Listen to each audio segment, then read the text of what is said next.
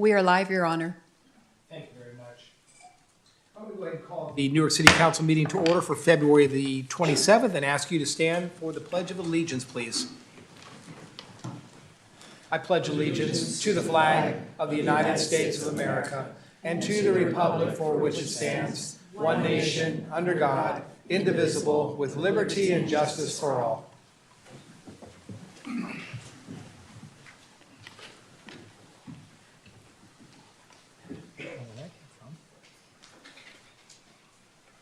Let the record show that all members of the City Council are here this evening. Good evening, folks. The first item on the agenda is a presentation from the Alameda County Mosquito Abatement District. Mr. Benoon? Yes, good evening, Your Honor. For tonight's presentation, we asked representatives from the district to come in and speak to the council to provide an update of the work that they do. This really is an amazing district for a very small investment that homeowners pay. It yields a considerable amount of work and impact on the community. We'll begin tonight with Mr. Henschke. I believe he'll be introducing the representative from the district. Mr. Henschke serves as the city's delegate to the abatement board. So we welcome Mr. Henschke. That's me. Right? Yes. And before you begin, Mr. Henschke, please remind my colleagues and our residents who are tuning in tonight how many years you've provided outstanding service to our community as a representative on this board. This will be my 9th year. Excellent. And next year I get my 10-year belt buckle. Excellent. I'm looking forward to that. It's just every 5 years you get another buckle. So Well, we greatly appreciate your service to our community. It's very much I appreciate appreciated. serving Newark. It's a privilege and an honor. And I wanted to get out early in this new term with all of our new people here, so you can see our faces early in your career, early in your tenure here, so you know what we are and who we're about, what we're about, and find out what a great deal we are, as City Manager said. So I'm going to turn it over to Judy. Judy is our, I got this straight, Public Education Officer, and she's going to give a little presentation about what Alameda County Mosquito Abatement is all about. Before I turn it over to her, I went out yesterday with our technician from Newark into parts of Newark. It's kind of fun to go to parts of Newark where the typical person can't get to, behind locked gates and so forth. We were out on Cargill property for a while and just dipping for mosquitoes, and we did find some. But anyway, it's a great organization. I'll let Judy tell you all about it. But thank you again for letting me serve. Thank you, Eric. Hello, Judith. Welcome. Good morning, or evening at this point. Sorry. Well, if we were the school board, it'd be almost good morning. Oh, dear. I'm just having fun with jokes. my school board members. Okay, so how do I make sure that this starts the presentation? All right. Oh, that's me. Great. All right. So thank you so much, Eric, for your kind introduction. And thank you also to the city manager for telling them all about what a great deal we are. It's true. The average resident pays less than $5 a year for our services. So I'm here as Judith Pierce Davison, newly appointed public education officer. Beforehand, I was the public outreach coordinator, and I'm here to talk about mosquitoes in Newark. And I'm sure you're all very familiar with them. All right, so as a really quick presentation overview, I'm going to talk about our district, a little bit about my role, why are mosquitoes so common here in Newark, what can we do as city managers, city residents, and then what can we do to decrease them, and what can we do to encourage community engagement. So, to start out, Alameda County Mosquito Abatement District, and you'll see our little logo on the bottom right corner. Alameda County Mosquito Abatement started over 95 years ago because of the marsh. So all those mosquitoes that you've seen over the years, we've been dealing with them as long as humans have been around. And mosquitoes actually have been around long before humans as well. The aggressive mosquitoes that are found and produced in the marsh are the reason why we had to start. Over the years, however, due to West Nile virus and the emergence of invasive Aedes mosquitoes, we have expanded our scope and the range of the type of work that we do. We are throughout the Alameda County, however. It's not just here in Newark, we're in every part of Alameda County. All right, so the question would be, why are mosquitoes so common here? So I'll take you to the top right picture first. Well, you'll see that these are green swimming pools. So mosquitoes need standing water for their life cycle. And so if you have even something as small as a bottle cap, so I see lots of water bottles on the top, anything as small as a water bottle cap can actually produce dozens of mosquitoes. So if a water cap can produce that many, swimming pools that are green, stay still, aren't evaporating over the summer and spring, those are opportunities for mosquitoes to breed. And so we have a lot of swimming pools that are neglected for one reason or another in Newark, also definitely in Livermore and Fremont, and mosquitoes don't really care about city borders, so they can fly around certainly.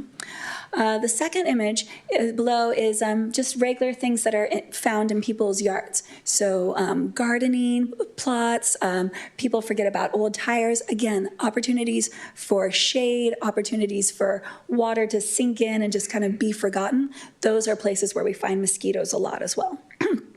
And then finally, as I spoke about, the marsh, and you all are sitting right next to it. This is a picture of my coworker who Eric was mentioning. His name is also Eric. He's Eric G. That's Eric H. And he's treating over at Coyote Hills. I had the opportunity to walk around Coyote Hills before coming here tonight, and there's lots of things flying around right now. Gratefully, not too many mosquitoes, but that's because we treat very aggressively out there. We try to focus on larval stage because that's the best way to get rid of mosquitoes. So I'll back it up. I have 2 kids. I've read The Hungry, Hungry Caterpillar a lot. So when I think about mosquitoes, I think about how they're very similar to butterflies. They start as eggs that are laid on containers, or in the case of the marsh, they're laid on the reeds or the willows. And then they go to wiggly larvae in the water. They become pupa, which is a very fast-moving stage of life. And then they become the biting, aggressive mosquitoes that we all deal with. So it's not a beautiful butterfly, unfortunately, it's the aggressive mosquito. So when you look at this image, you all know, just intuitively, that's very difficult to get rid of adults. Once they start to fly around, it's really difficult. So we really focus on the larva stage. The larva stage is a very vulnerable stage for them. It's easy to get rid of them. You could get rid of them by simply getting rid of the water. You could treat the water with a chemical. You could even put mosquito fish into the water, which a lot of people do, especially with swimming pools. And so that's the best way to get rid of mosquitoes, to get them in their second stage of life. So that's what we focus on primarily. Kind of a mini overview, and this is the type of stuff that I talk about when I go to schools in Newark, including Birch Grove Intermediate and Lincoln Elementary, which I've really enjoyed being able to work with the Newark schools. Mosquitoes, again, they just need standing water to lay their eggs. They could be as small as a water bottle cap of water. They have 1 to 2 weeks to hatch and develop. However, if it's warm, it's kind of frankly similar to right now, they can go faster through their life cycle. So they only need even less time. And finally, they need a blood meal from humans or animals to produce eggs. And so if they're biting, that means they'll be able to produce the eggs that we really don't want to see. And one mosquito can lay hundreds and hundreds of eggs. So the things that we need to do, what we need from you all, from everyone behind and online, is to help reduce mosquitoes. So treat your pools. If you don't know how to treat them, give us a call. Again, our services are paid for in your tax dollars. So you could come to us. We're free of judgment. We're focused on just getting rid of the mosquitoes. Get rid of standing water in your yards. And then this is a little, I don't like this image, but it does help a lot, the dead birds. So mosquitoes, especially Culex tarsalis, which is a species of mosquito, those mosquitoes love to feast on they love to feast on birds, especially crows and ravens. And then birds will, if they get West Nile virus from those mosquitoes, they can fly long distances and then spread West Nile virus to different areas. So when we start to find dead birds around, that's one of our first indicators that it could be West Nile virus. So what we do is we collect those birds, we bring them to our office, we PCR test them, and then we will inform the resident, or if it's an animal control officer, we'll let them know we did find West Nile virus, and then we set up a series of surveillance, traps, in order to find if there's any mosquitoes that actually have West Nile virus in the area. We do a pretty good job of it. However, last year we did have, I believe, what was it? 3 mosquito dead birds in Newark, and then the year before we had about 6 dead birds that we found that had West Nile virus. So we want to be vigilant. All right. what does an integrated pest management approach to mosquito control look like? It looks like this. It's a wide variety of things. There's my coworker Neil dumping out water that was standing in a kid's toy. That's very, very common. That's where we find a lot of mosquitoes. In the middle is my coworker Miguel, who's doing the PCR testing to make sure that West Nile virus is not around. And then there's finally me. This is a picture of me in San Leandro, where I'm talking to kids specifically about mosquitoes. And as Eric can tell you, I really enjoy talking to kids. They're very interactive, and they're very good at telling their parents if they find standing water that they have mosquitoes in it, and they love to embarrass their parents, which is a great form of community outreach. Another thing that we really hope to have, and already we've had a strong relationship with Newark, with the animal control here. We really want to support in assisting with giving us information, if you have it, about mosquitoes or anything else that's kind of flying around, especially the dead birds. That's super important. We've also really appreciated how the city of Newark has in their, in the plan, if there's new development, people actually have to give us a call and make sure that they're building mosquito resilient or mosquito-proof infrastructure. So we really like that. We think that's a great model for other cities, and we hope to continue that. We also want to know if there's particular groups that you think we should reach out to, HOAs, social media groups, let us know. All right, through partnership, we think you all can help us out. One of the other things that we notice, especially during certain times of the year, there's a lot of different things that are flying around. I have this handy dandy what is flying around near the marsh infographic that's in your packets. Eric has a few of them, so if anyone wants them after the meeting, he's welcome to, you can grab it from him. And that tells you things you should look out for and things that you don't have to worry about. All right, thank you everyone so much for your time. That's it from me. Before I my colleagues. Yeah. Any questions from the audience regarding the presentation you just heard? I'll bring it back to the city council. Questions, comments? Yes, Councilmember Contancio. Yes, I have a comment. I just wanted to thank you so much for your presentation, especially the fact that you're going to the schools as well. I'm a teacher in the community here, and so it's always great when the students understand how they could also help Newark and their families as well. Thank you. Great. Which school do you work at? Birch Grove Primary. Oh, okay, primary. That's why I focus on third grade standards. Thank you. Thank you. Yes, Vice Mayor. I just want to say thank you so much. Oh, definitely. I'm from East Texas. We're right next to Louisiana. Y'all don't know how nice we have it here. Y'all don't understand. When I bought my new house in Texas, I spent $5,000 on a mosquito spray system outside and then you would see them outside the windows, just like hitting, trying to get in. And and I really appreciate you being here, because for the longest time, I could not figure out why there's no mosquitoes here. And I honestly I just thought the rent was too high, But I cannot say enough. I would pay $3 over and over and over and over again. You guys, y'all don't know. This is great, and I really sincerely appreciate you guys being the unsung heroes here, and I really appreciate what you guys do. Thank you. Yes, we're very proud of our work. We're very proud of the relationships that we have throughout the county. And so it's relationships with you all, it's relationships with our residents and strong trustee members. So we've enjoyed a great partnership for 95 years, and we'll see how much longer. You know, our Vice Mayor is no longer on the welcoming committee for the state of Texas, by the way. Oh, that's all right. Councilmember Grindal. Yes.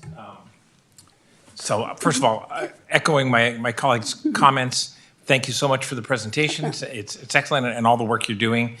Very much appreciate the outreach to the community and educating folks, and we'll continue to work with you to spread this important message. Thank you. Wonderful. Thank you. Judith, thanks for the presentation. Just a couple questions. We have an info fair here in the city of Newark in September. Eric, I don't know if the mosquito abatement folks typically come to the info fair. Beautiful. Glad to hear that they do that. Yes. Thank you for that. And we certainly continue to welcome you to that. And thanks for reaching out to the schools.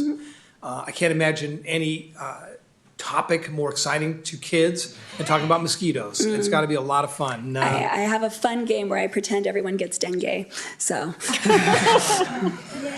it's more fun than it sounds. You're absolutely right about pools that are not maintained. And I know that a lot of what you do is more educational. if a complaint is received about a vacant home that has an unattended pool, is that something you'll reach out to the property owner, or will the city reach out to the property owner? So Or a what we- combination of both? So what we typically do is we first try to figure out, is this actually an issue, or is it someone that just doesn't like their neighbor? Because unfortunately, that's a big concern, right? And so we'll go out, we'll suss out the situation. Sometimes we'll put a trap in the area, and then we'll see, is it a mosquito issue, or is it simply, especially in this area, is it something else? Is it midges? Is it gnats? Is it a bunch of crane flies? So we do a lot of making sure that we know what the problem is before trying to find getting a solution. Once we determine, okay, it's mosquitoes, okay, it's definitely this green pool, there's no one that's living at it, or oftentimes it's someone that is not financially able to afford maintaining it anymore, we talk to the person that's staying there.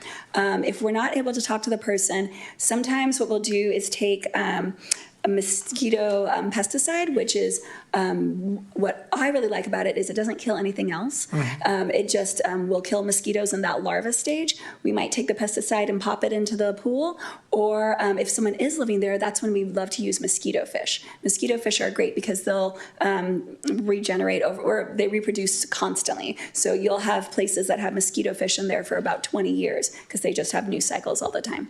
And I know when I was down in San Jose, they obviously have regular issues with the West Nile virus. And they used to use the fogger kind of driving through the neighborhoods. And I know that was somewhat controversial down there. Are those techniques that they're still utilizing down there? Yes. Yes. So one of the things that I've been impressed by is we collaborate a lot with our cohorts throughout California. We have a MVCAC, which is Mosquito and Vector Control Association of California. So typically, if someone's fogging, we know about it. We have fogged in Livermore in 2023 when there was a bad outbreak of West Nile virus. We do a lot of preemptive explaining to neighbors what the issue is, talking with the city members, and doing a lot of outreach as much as possible. But a lot of it is also surveillance, or what we also refer to as monitoring. We want to try to figure out what the situation is, where it's coming from. We don't ever want to have to fog an entire city. It's really focused on the blocks that are having issues. Perfect. Thank you for the presentation. Great, thank Well you. done. Thank you so much. All right, have a great rest of your night, everyone. Ladies and gentlemen, the next item on our agenda is our public comment section. This is opportunities for folks to speak on any item that is not on the agenda. Is there anybody that would like to speak to an item not on the agenda? Please come forward. Yes, ma'am. Good evening. Good evening. My name is Molly Connolly. I will be speaking later as an appellant in the open hearing section for Yes. tree number 199. Sure. Sorry. I presented some information this afternoon because I have a great deal of concerns about trees that are standing on the corner of Stevenson and Parada. They are dead trees, and they're in your packets, I believe, as material A. So there's multiple photos. I think it's in your packet. It might be under the hearing section. I'm not certain, so. So Molly, is this an item that we're going to cover under No, that? Okay. that's completely severed. Great. Issue, sorry, I want to make that clear, I'm sorry. Sure. Because it's a severed issue. So these trees were brought to the attention of the Waterford Board several times, and also to, I was actually brought to my attention first by Dan Chirichirillo. I can't pronounce his name either. Don't worry about it. Dan, in September 18th. So Dan kind of brought it to my attention. I thought it was very important, so I brought it to other people's attention. And then I think Mr. Jenkins also pointed out to us, who's on the board, when we were walking one time. So it's very concerning to me that you have 5 dead trees that are outside the perimeter wall and along a sidewalk next to the corner of Stevenson and Cherry. There are also 4 exceedingly large overgrowing pines. So these trees are dead. They're designated with the number 9 on their TRAG ID number. So there's no doubt that they're dead. And to this date, nothing has been done about it. So Howard pointed out, he's like, hey, this is a separate issue than tree number 199 debate. It's a completely severed issue. So I severed it completely. And that's why I'm bringing it up here. My concern is that the association is still removing trees on the property that are not dead, like tree 083. Which, they just put up a notice. They're removing trees within the property, trimming. They have a $25,000 budget for that. They're spending $40,000 on asphalt repair. But they are not going to address your trees, no matter who brings it up or how many times brings it up, because the issue is here now, once the city, and here's my fear, was notified and something happens, one of these trees falls, somebody gets in an accident, a pedestrian is injured, the city could also be sued. So I'm seeing here is a lack of understanding for true liability damage. So the liability that will be attached to the city, the liability that our association is facing is much worse than a single living tree in the complex, which we'll discuss later in the open hearing. It is actually 5 times larger. It's on your city streets. Those routes have no purchase at all, and hundreds of people or more could be injured. I'm also concerned about first responders. We're right down the street from a fire station. You know, this is a very busy thoroughfare. This is how they get to 880. They're not possibly going to be able to respond in a timely manner. This is greatly concerning. I also want to point out that there's also an issue of reprisal that's happening. Once I notified the city council, you know, Howard and everyone else, I'm like, hey, you know, by the way, this is happening. What's going on with this? Can we stop it? Why aren't we spending funds on this? He actually wrote to the Waterford Board of Directors on December 20th or a little bit prior and told them Molly Conley brought this up, which then they come at me and submit, also in your packet, you'll see a letter saying, hey, you know, you need to tell us which trees are dead, which I found very interesting because they have an arborist map from October. They have a map which they have not shared with us. They had arborist reports which they would not share with us, and yet they want me to go climb out on the street and find the, you know, exact 5 dead trees when they already had that information. In addition, and you'll see in that letter, they threatened to have a 5% assessment to every member of the association annually to cut down trees. Oh, it's within our scope, but we don't have the funds for it. So I included some financials to show they do have the funds. They're not appropriating their funds in the appropriate way. They're not mitigating risk in the appropriate way. And for the life of me, I can't find out why that information was shared with them directly with my name on it, which is fine, because I've brought it up before. But this is why people don't want to come forward to the city and say, hey, what's going on? Because it goes back to an email, then there's blowback, then there's, you know, reprisal threats. Things don't get done. And to date, those trees have not been marked for removal or mitigation in any way. They are 10,000 times the liability of any tree on our property. And I really wish you would have the consideration to investigate this with the information that I've given you in the packet.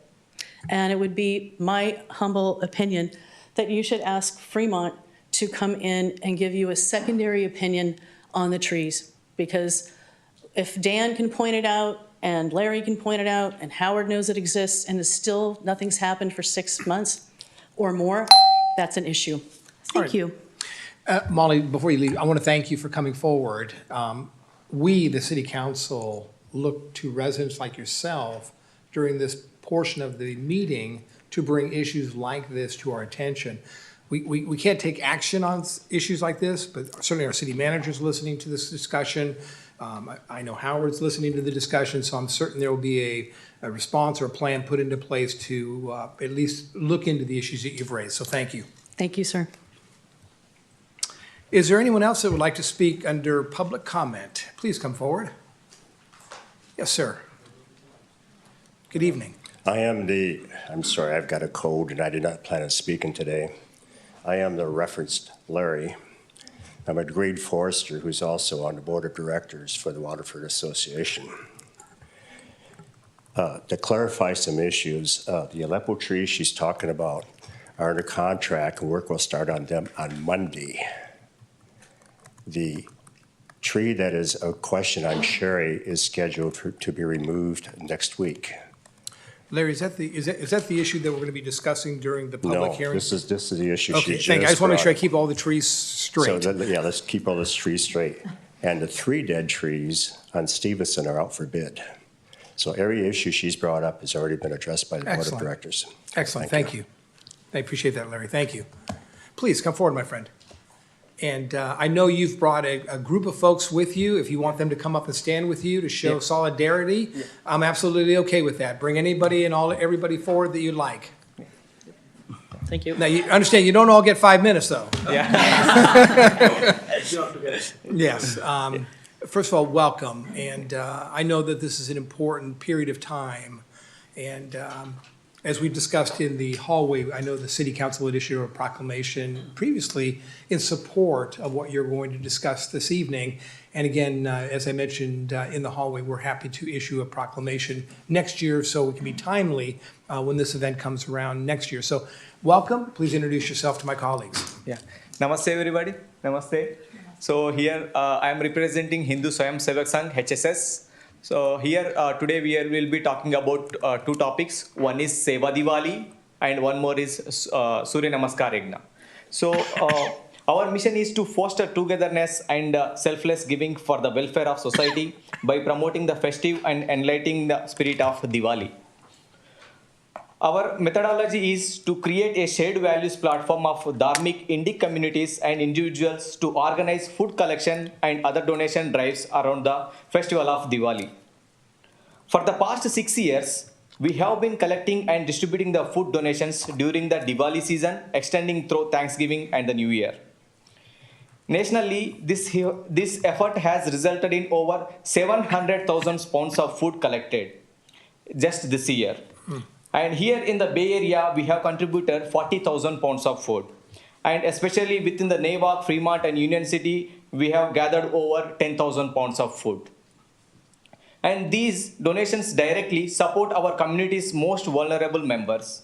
We have partnered with the organizations like Centro de Services and Fremont Family Resource Center, Annapurna organizations, which provides vital meals to the homeless. Additionally, we have directly provided food donation to the school students in the need throughout the Bay Area. And my friend will be talking about Surya Namaskar Yajna, and which is the next topic of ours. Excellent. Thank you. Yeah. Thank you. Good evening. Good evening. Honorable Mayor and City Council members and esteemed community members. So myself, Sunil, a resident of Fremont for past couple of years and work at Google. Today, I'm going to talk about Surya Namaskar.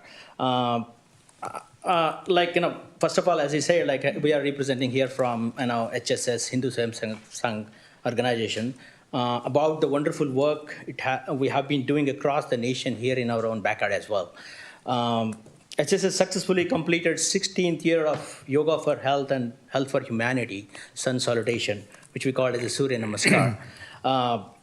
We had around 3,000 participants completing over 750,000 Surya Namaskar over a span of 17 days.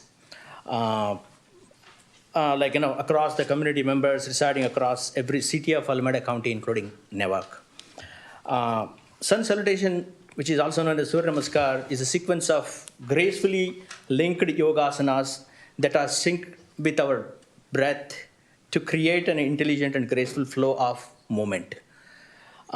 It is a great way to stretch and strengthen our body, improves flexibility, balance and posture, and promote a mindfulness and reduce the stress. HSS volunteers works with the various schools, community studios to promote this ancient knowledge of yoga handed down to us for the benefit of community. Some of the benefits of Surya Namaskar, I would say, it gives physical benefits, it strengthens the muscles, improves the flexibility, enhances blood circulation, and boosts the metabolism. Second one is mental clarity. The rhythmic breathing helps in reducing the stress, improves focus, and calming down the mind. It helps in detoxification too. Deep breathing increases the capacity of lungs, and movements helps flushing out the toxins from the body. Boost the immunity. Regular practice strengthens the immune system, increases overall vitality. It greatly aids in the digestion too. The forward and backward bending postures. There are 12 postures, as I said. It helps in stimulating the digestive organs and improves the gut health and regulates the sleep. I'll take a couple more seconds. When to do Surya Namaskar? The best time to practice Surya Namaskar early in the morning, facing rising sun with an empty stomach. Who should not practice the Surya Namaskar? Those who have back injuries, blood pressure problems, heart problems, arthritis, and wrist injuries. These persons has to take care of it. Should not not practice, but you need to take care of that. I'm going to conclude with the Surya Namaskar is not just an exercise, it's a holistic practice that harmonizes the body, mind, and spirit. Whether you're looking for a fitness, mental peace, or spiritual growth, this ancient practice can transform your life. I'll take this opportunity to thank you once again from all of us. Thanks for giving this opportunity. Well, we greatly appreciate what you do for our community. The volunteer work, the gathering of food to help those that are in most need in all of our communities is so greatly needed and so greatly appreciated. And the peace and harmony that you talk about, just in terms of kind of, you know, getting to know your inner self and making sure that you take care of yourself both mentally and physically, is so important for us to continue to profess. And I'd like to take this opportunity because it's so important to our community. I'm going to ask my colleagues if you'd be kind enough to, let's go down and get a photograph of these folks, because I think it's important to demonstrate our partnership with what you've described. So we'll get a group photo if we may. Thank you so much. Just a photo, not a yoga pose, right?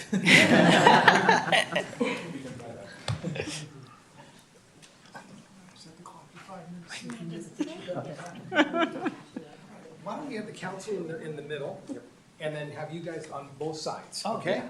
Okay, let's get some more folks over here. Can we have him right in the middle? Would you want to be right Sure, there? let's look at the other ones in the middle. And maybe, there you go.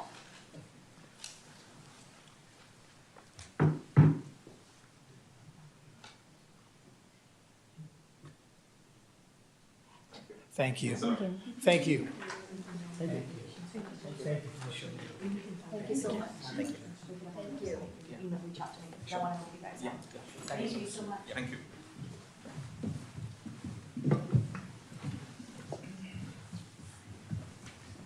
You had me worried for a second.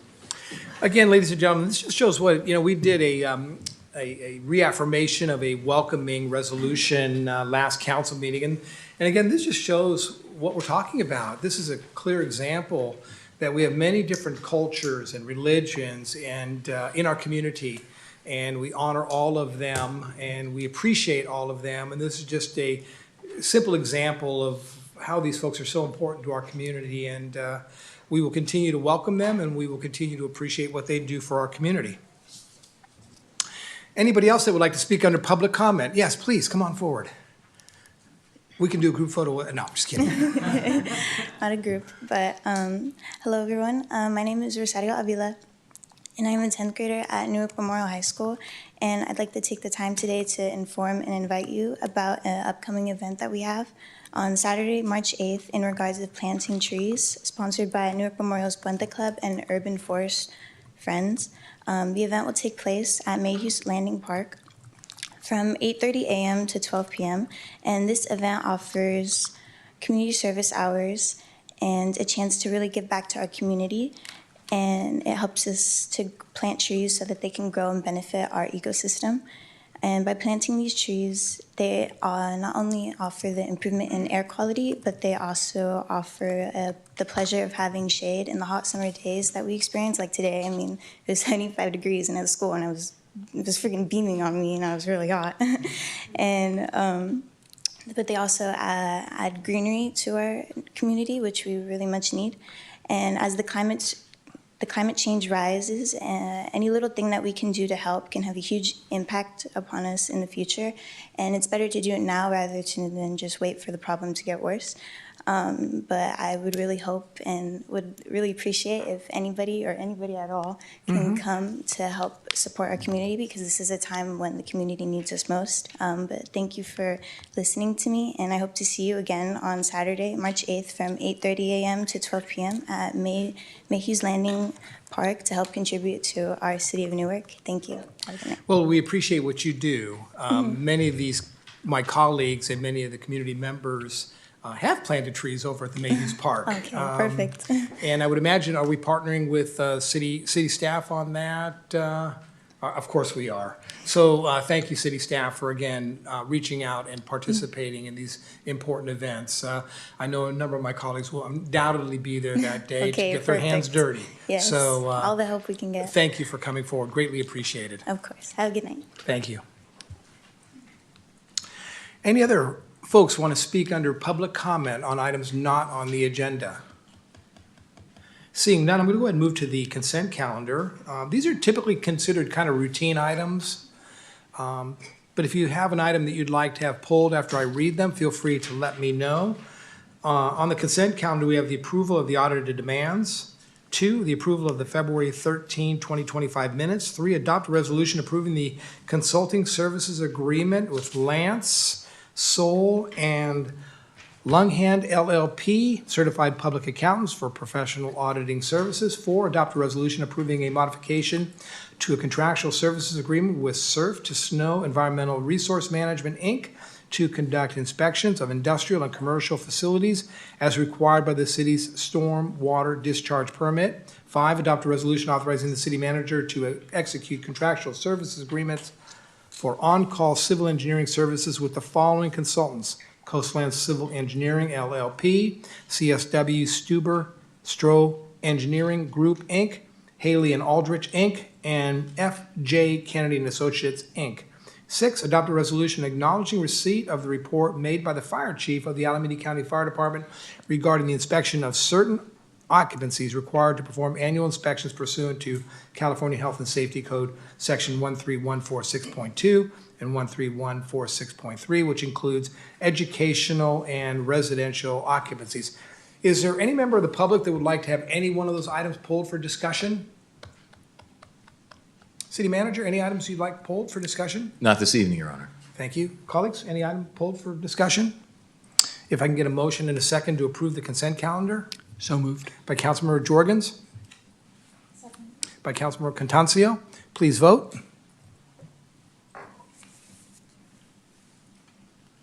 God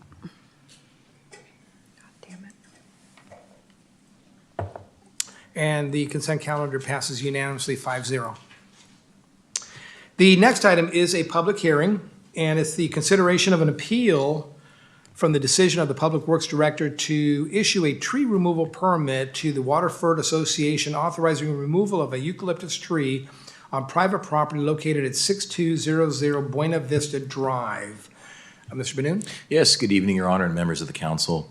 Item F1 is a public hearing to consider an appeal of a decision by staff to issue a tree removal permit. To provide some brief background and context, in November of last year, the Homeowners Association for the Waterford Complex submitted a request to remove trees on property owned by the HOA, including what we are referring to here as tree number 199, and that tree is the issue in this appeal. A resident who lives there filed an objection to the request to remove the tree. The municipal code makes it clear that permits to remove trees on private property must be issued unless there are certain conditions that are met pursuant to the code. Staff believes that those conditions are not met, and therefore the Public Works Director issued the permit as required by the code. The code also allows for appeals of staff decisions in these cases to be appealed to the City Council, and that is what has occurred here.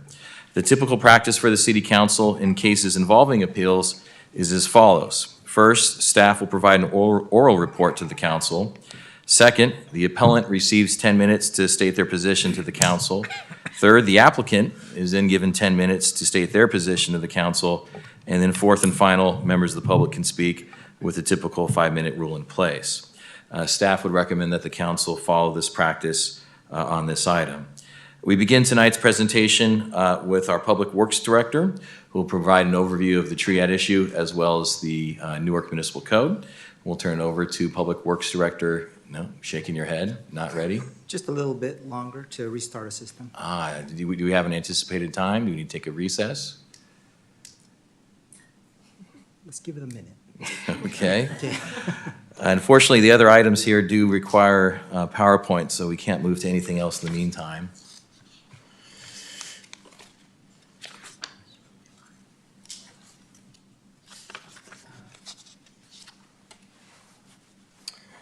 How are the Warriors doing tonight? Anybody know? They won. Oh, sweet. Sorry to anyone who's recording it. That's a good point. Wah, wah. Oops.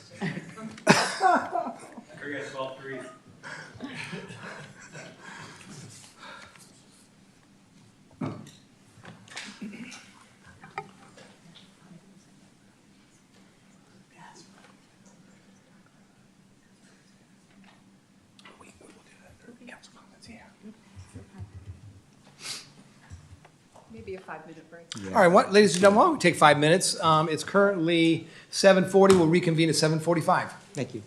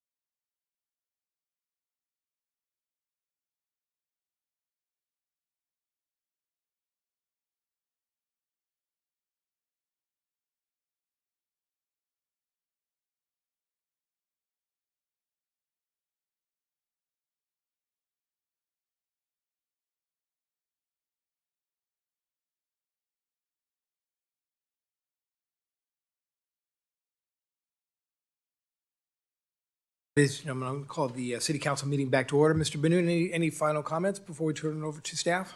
No, Mr. Young, please. So thank you, City Manager, for that great introduction and summary. So my name is Howard Young. I'm your Public Works Director.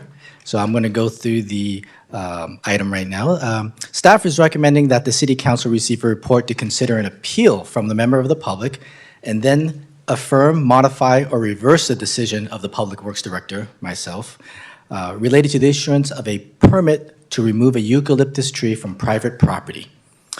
This is coming before you as the city's municipal code concerning the removal of trees from private property allows for an appeal process.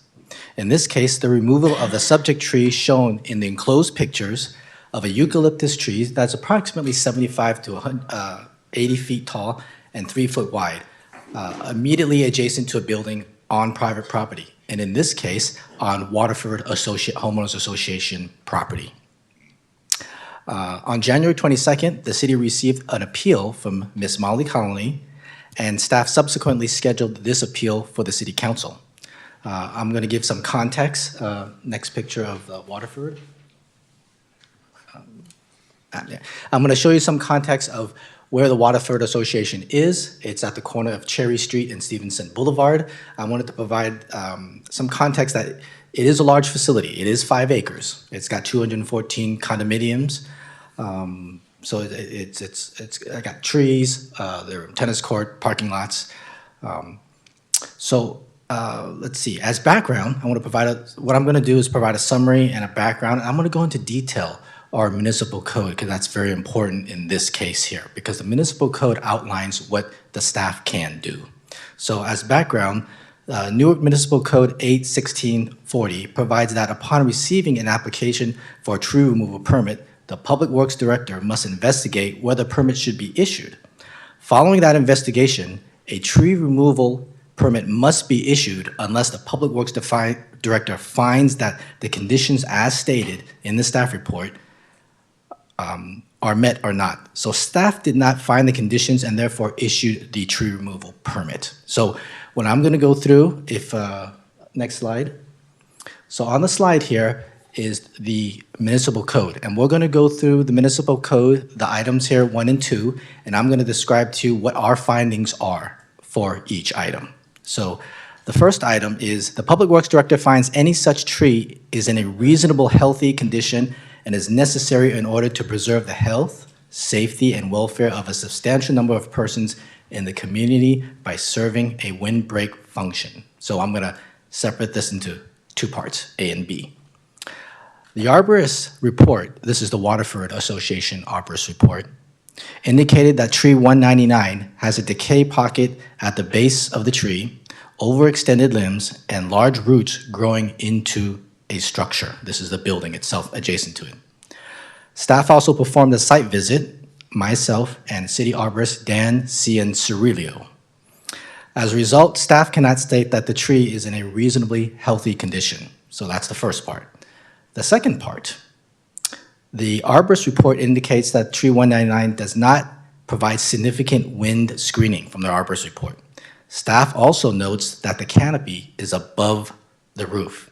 Therefore, staff does not find it necessary in order to preserve health, safety, and welfare of a substantial number of persons in the community by serving as a windbreak function. So that was item 1. So we're going to move next to item 2. The finding that the public interest will be otherwise unduly prejudiced by the destruction or removal of any such tree. So the response to this, our finding, is that tree 199 is located on private property. Once again, Waterford HOA property. Approximately 130 feet from a public sidewalk and street. So therefore, the finding is that the public interest will not be otherwise unduly prejudiced by the destruction or removal of any such tree. So on top of that, in addition, to deny a tree removal permit, the Public Works Director must also find that the public interest in preservation of any such tree is not outweighed by the individual hardship on the applicant in the event the application is denied. So our finding is that the arborist report indicated that the tree has high root risk to the structure, a decayed pocket, and overextended limbs, with an overall risk rating of high and a recommended immediate removal. Therefore, the public interest in preservation of the tree is not outweighed by the individual hardship on the applicant in the event the application is denied, in this case, the Waterford HOA.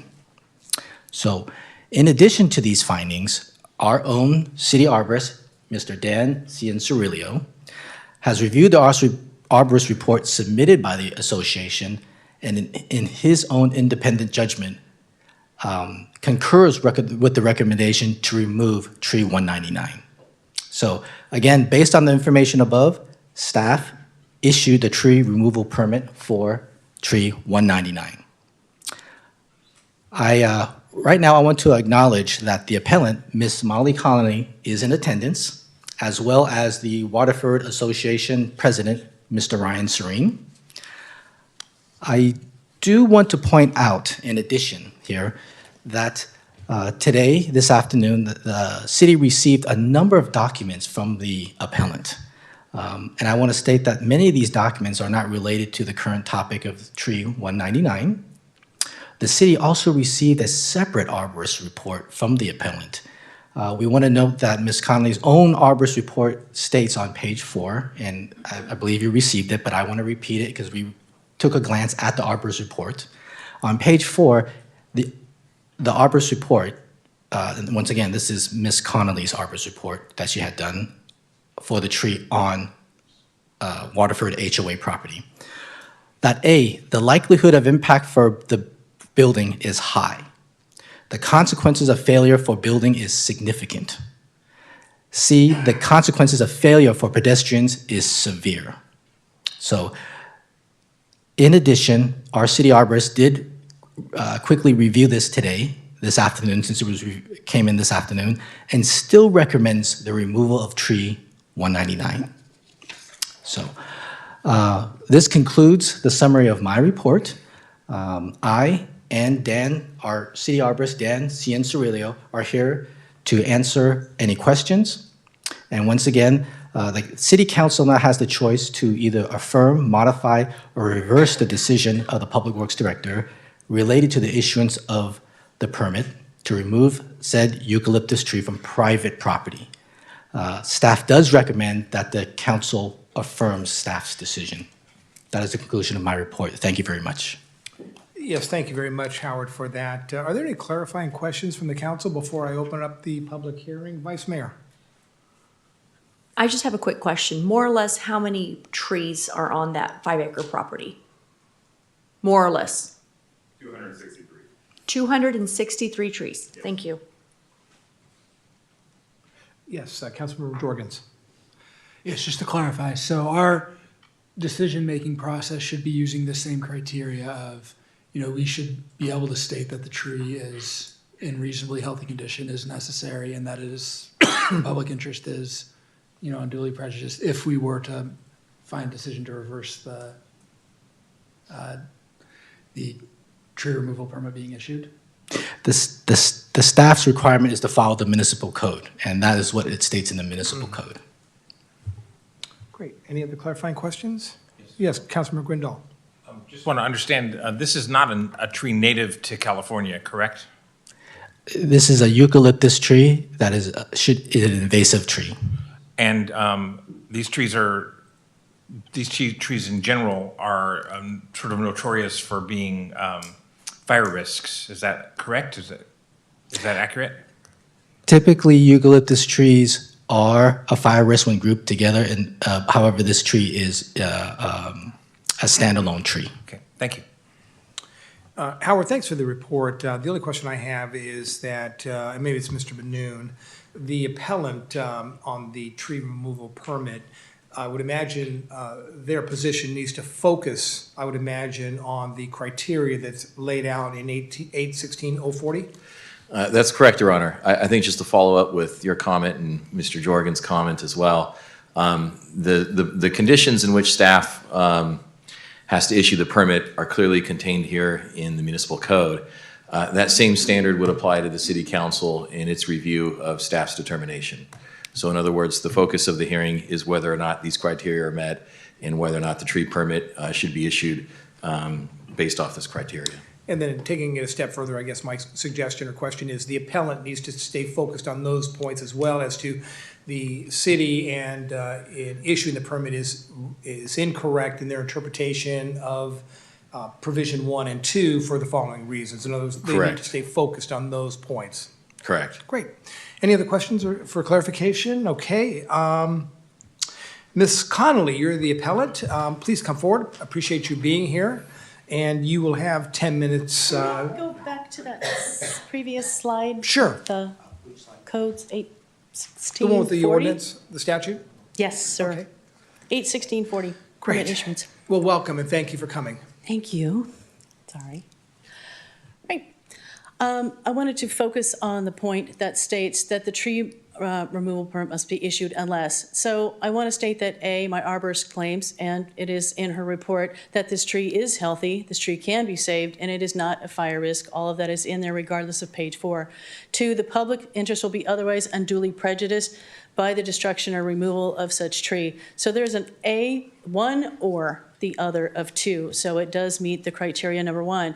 To deny a tree removal permit, they must also find that the public interest in preservation of the tree is not outweighed by the individual hardship on the applicant in the event the application is denied.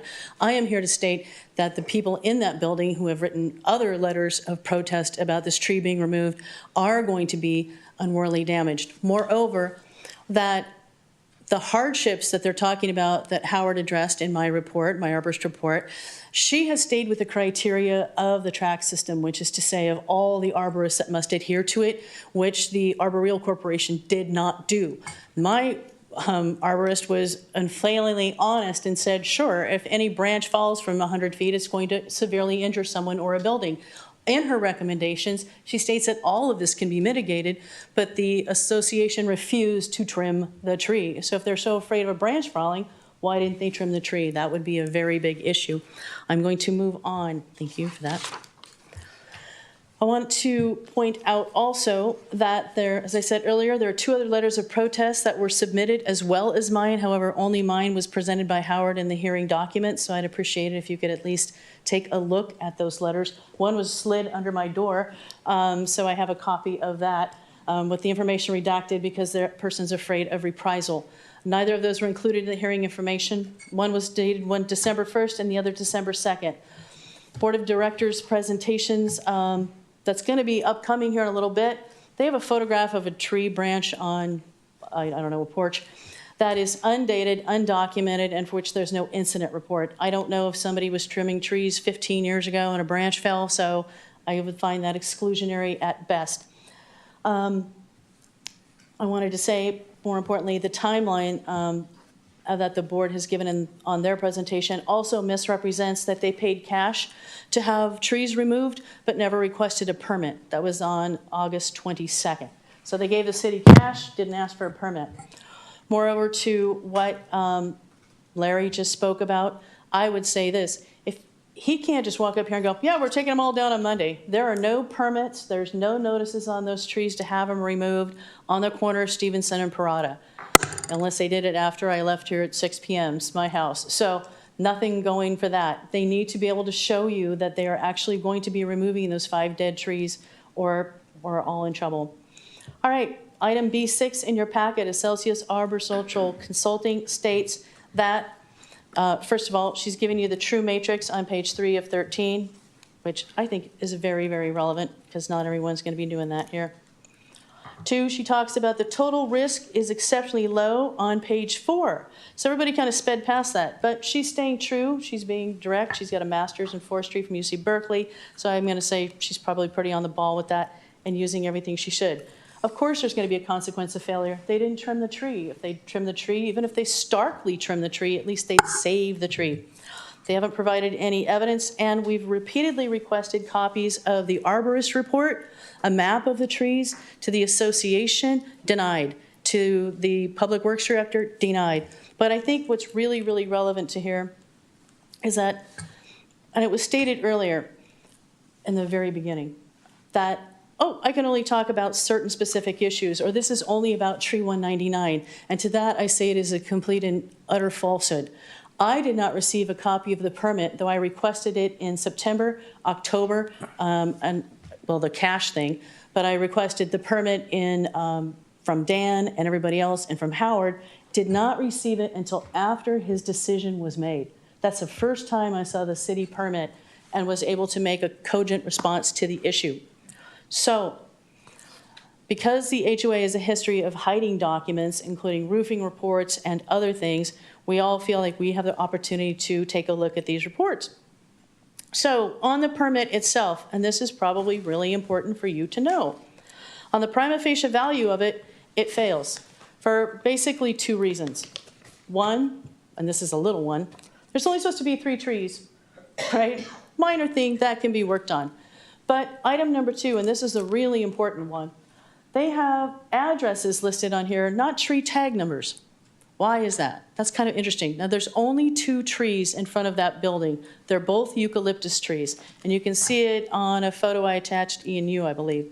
So 39933 was noted as a tree to be removed. 39931 was not noted ever to be removed. So if you accept this permit right now as it stands, they have the right by the 4 corners of the document of the contract to cut down both trees. That is not right. People should have the authority to say, hey, we want to protest both. So as it stands, this permit is completely inaccurate, and I wish I'd had more time to review it, but it was denied to me. So finally, I want to talk a little bit about some reprisal. The HOA does have a history of providing information like the fact that I'm attending this meeting tonight and I won't be home between 7 and 10 to everybody in the association via email. So there's also instances where they'll, like I said, try to give us a 5% fee or threaten us for a fee, or just flat out say, no, you can't have the reports, you can't have the documents, you don't need to know, we're going to do it the way we want. I am asking you for a couple of things. I am asking you to have them rework their permit. I'm asking you to make sure that no decision is made, or at least defer your decision until you see the permit for the 5 trees. Because I asked Howard if those tree permits had seen, I asked for a copy of the most recent permits, heard nothing. Asked a copy of the last permits, heard nothing. So my request is this: if you're going to do anything at all, please have the 5 trees on a permit, and this one, whatever it may be, looked at as a tag number. Everything needs to have a tag number. Trees that are dead start with a tag number 9. Finally, I say this: until you can see all of the trees that are on Stevenson and the other one coming down, and you have the appropriate permits, the appropriate number, and everything's paid for, I would suggest you simply defer the decision until it can be done. This tree just withstood 40-mile-an-hour winds. It's not going anywhere. And truly, they could just trim it and modify or eliminate all risk. There is nothing to substantiate the root decay that they claim at all. And in the very least, like people have stated in the association, they just want the opportunity to save a tree. This is right outside their home, their aesthetics. It provides shade, canopy. It's 40 years old. You'll never be able to grow anything like this again. To protect the aesthetics, to protect people's air conditioning and heating bills, to protect the association's real estate values, which are suffering incredibly. Perhaps if we didn't have so many problems with that, and ponds and other things broken, and every roof needing repair, it might be a little different. But right now, they're destroying the last vestige of any aesthetic appeal that can happen. And that is actually pivotal. So I apologize. I will not be reduced to strictly looking and talking about the codes, but to the total aesthetic and the fact, like I said, I didn't get the permit till after the decision was announced. And even though I asked for the most current permit, I haven't gotten that one either. So hopefully you guys will be able to see something that brings in the scope of other dangers and let the living tree live. Just trim it. Thank you. Thank you, Ms. Connolly. I appreciate it. Mr. Benoon, I don't know if city staff wants to comment on anything that Ms. Connolly had to say. If not, I'll turn it over to the owner of the Waterford HOA, Mr. Serene. Clarify, I'm not the owner of the HOA. I'm sorry. Yes. I wish I had that kind of money. Oh, the HOA president. HOA president. Thank you for being here tonight. I didn't look at the next line. This is a little low. Does it go up? Yes. Hello, my name is Ryan Serene. Thank you all for hearing us tonight. I'm Honorable Mayor, City Council, City staff. I am the recently elected president of the Waterford Association, elected to my first term on January 24th of 2024. And we serve one-year terms, recently re-elected back at the beginning of January. We had a 58% participation rate in the election, which is unheard of in an association. And I received 93.6% of the vote, receiving the most votes of all 5 board members elected to this term. So I can confidently say here that I'm speaking to you as a representative of the Waterford Association, and that this item has been on the agenda at multiple board of directors meetings starting in November through January and February. And we are very open and transparent about what we are trying to do and why we are trying to do it. So the Waterford Association is located at 6200 Buena Vista Drive, and I have all 4 other board members with me here tonight, and we are all in support of the action that we are asking the City Council to take in affirming City staff's recommendation to have tree 199 removed. The Waterford Association was constructed in 1985, at which time approximately 30 peppermint eucalyptus trees were planted throughout the 30-building, 214-unit community. Today, all but 4 have been removed due to the hazards they created over time, and we are here to request that permit 15120 be approved in accordance with section 8.16.060 in the City Municipal Code. I really want to appreciate and express my appreciation for Howard and for Dan. I'm not going to try to pronounce his last name, but I do appreciate hearing it for the first time pronounced. We have spent countless hours addressing this, getting us to this point right here. And they have represented the city to the utmost highest standards, and you are really fortunate to have them working for you. I hear Dan's looking for a different position, and I'm going to be sad to see him go. He's a fantastic arborist if you guys allow that to occur, but they've both been phenomenal. And I hope that they are recognized throughout this process for doing the substantial job that they have. The Waterford Association conducted a full tree inventory in October. We did hire the arboreal company to come through and look at every single tree within the association. That's how we got the count of 263 trees total, of which they found a variety of trees that were in different states of deterioration, and some were just deemed dead, unable to identify they were that far gone, including some of the trees that are along Stevenson Boulevard. As Larry stated before, we do have a tree trimming service that is going to come out and remove those 3 trees that were identified by Howard and Dan. We have paid for the permit already. We have not posted notices because they are so dead that their notices were not deemed necessary. We do have 3 additional trees that we did post notices on. We are still in the 10-day period for those trees, and they will be removed if we don't have any objections starting on March the 8th. Starting next week on March the 2nd, we're going to have 25 additional trees trimmed on the association property. To date, in the last 120 days, we have had $40,000 worth of tree trimming done within the association. It's been about a decade since we really comprehensively addressed the trees within the association, and we're taking this issue very seriously. We paid $5,300 for that tree inventory, where each tree is now individually tagged. So if somebody has a concern about any one of the trees that the Waterford Association is responsible for, you can tell us that number, and we can go look at it immediately. And we have a log of every tree, so we know which ones we serviced, when we serviced them, how much we paid to have it serviced, and we could reference any of those if anybody has any questions. We also paid $1,400 for a level 2 assessment of the 4 remaining eucalyptus trees, of which 2 of the 4 trees were deemed hazardous, and 1 was deemed so hazardous that it should be removed immediately. And I'm going to go ahead and ask that our PowerPoint presentation be brought on.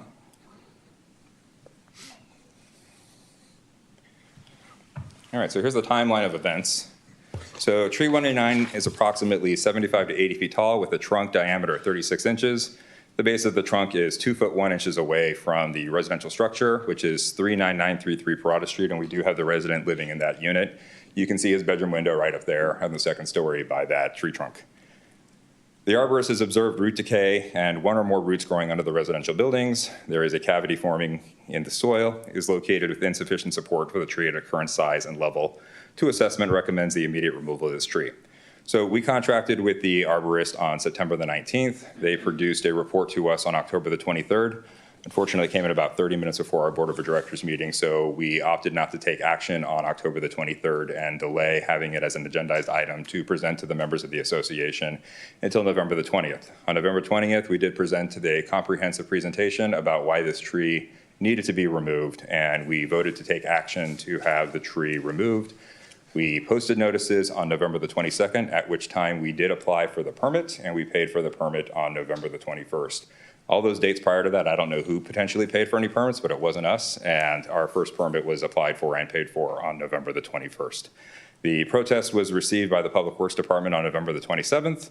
The board met and conferred with the forestry manager, Dan, and the Public Works Director, Howard, on December the 2nd, and we walked multiple trees within the association, but focused most of our attention on tree 199. We had scheduled to have it removed on December the 3rd, but we indefinitely postponed that until we could work through this process outlined by the municipal code.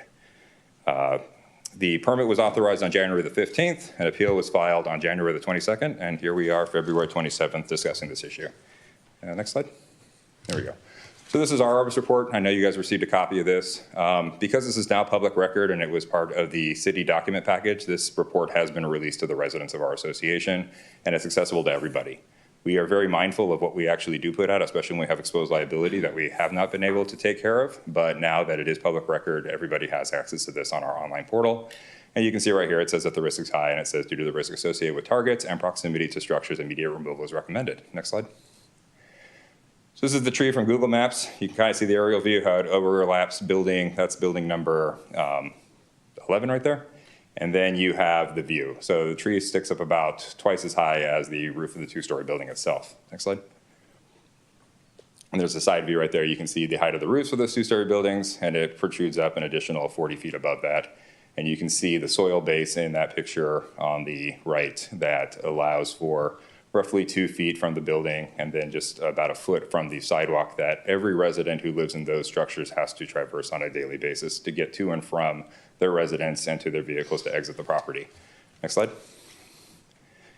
That's the cavity that is forming at the base. You can see that that's kind of grainy, I apologize. It's showing that the bark is starting to deteriorate on the exposed side near the sidewalk. And next slide.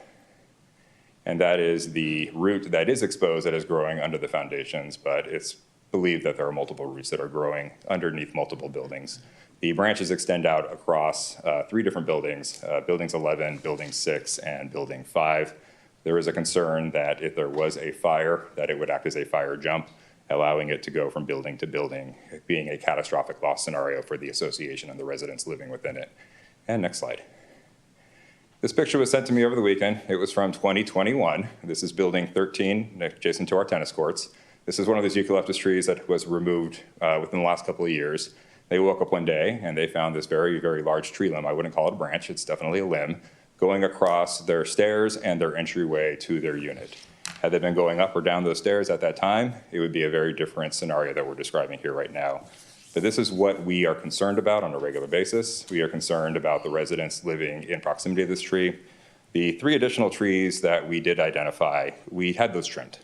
We spent about $4,500 trimming them to maintain them for a longer period of time. One of those trees is slated to be removed at a future date based on the fact that it has a split limb system. But for the time being, we are investing money in trying to preserve trees.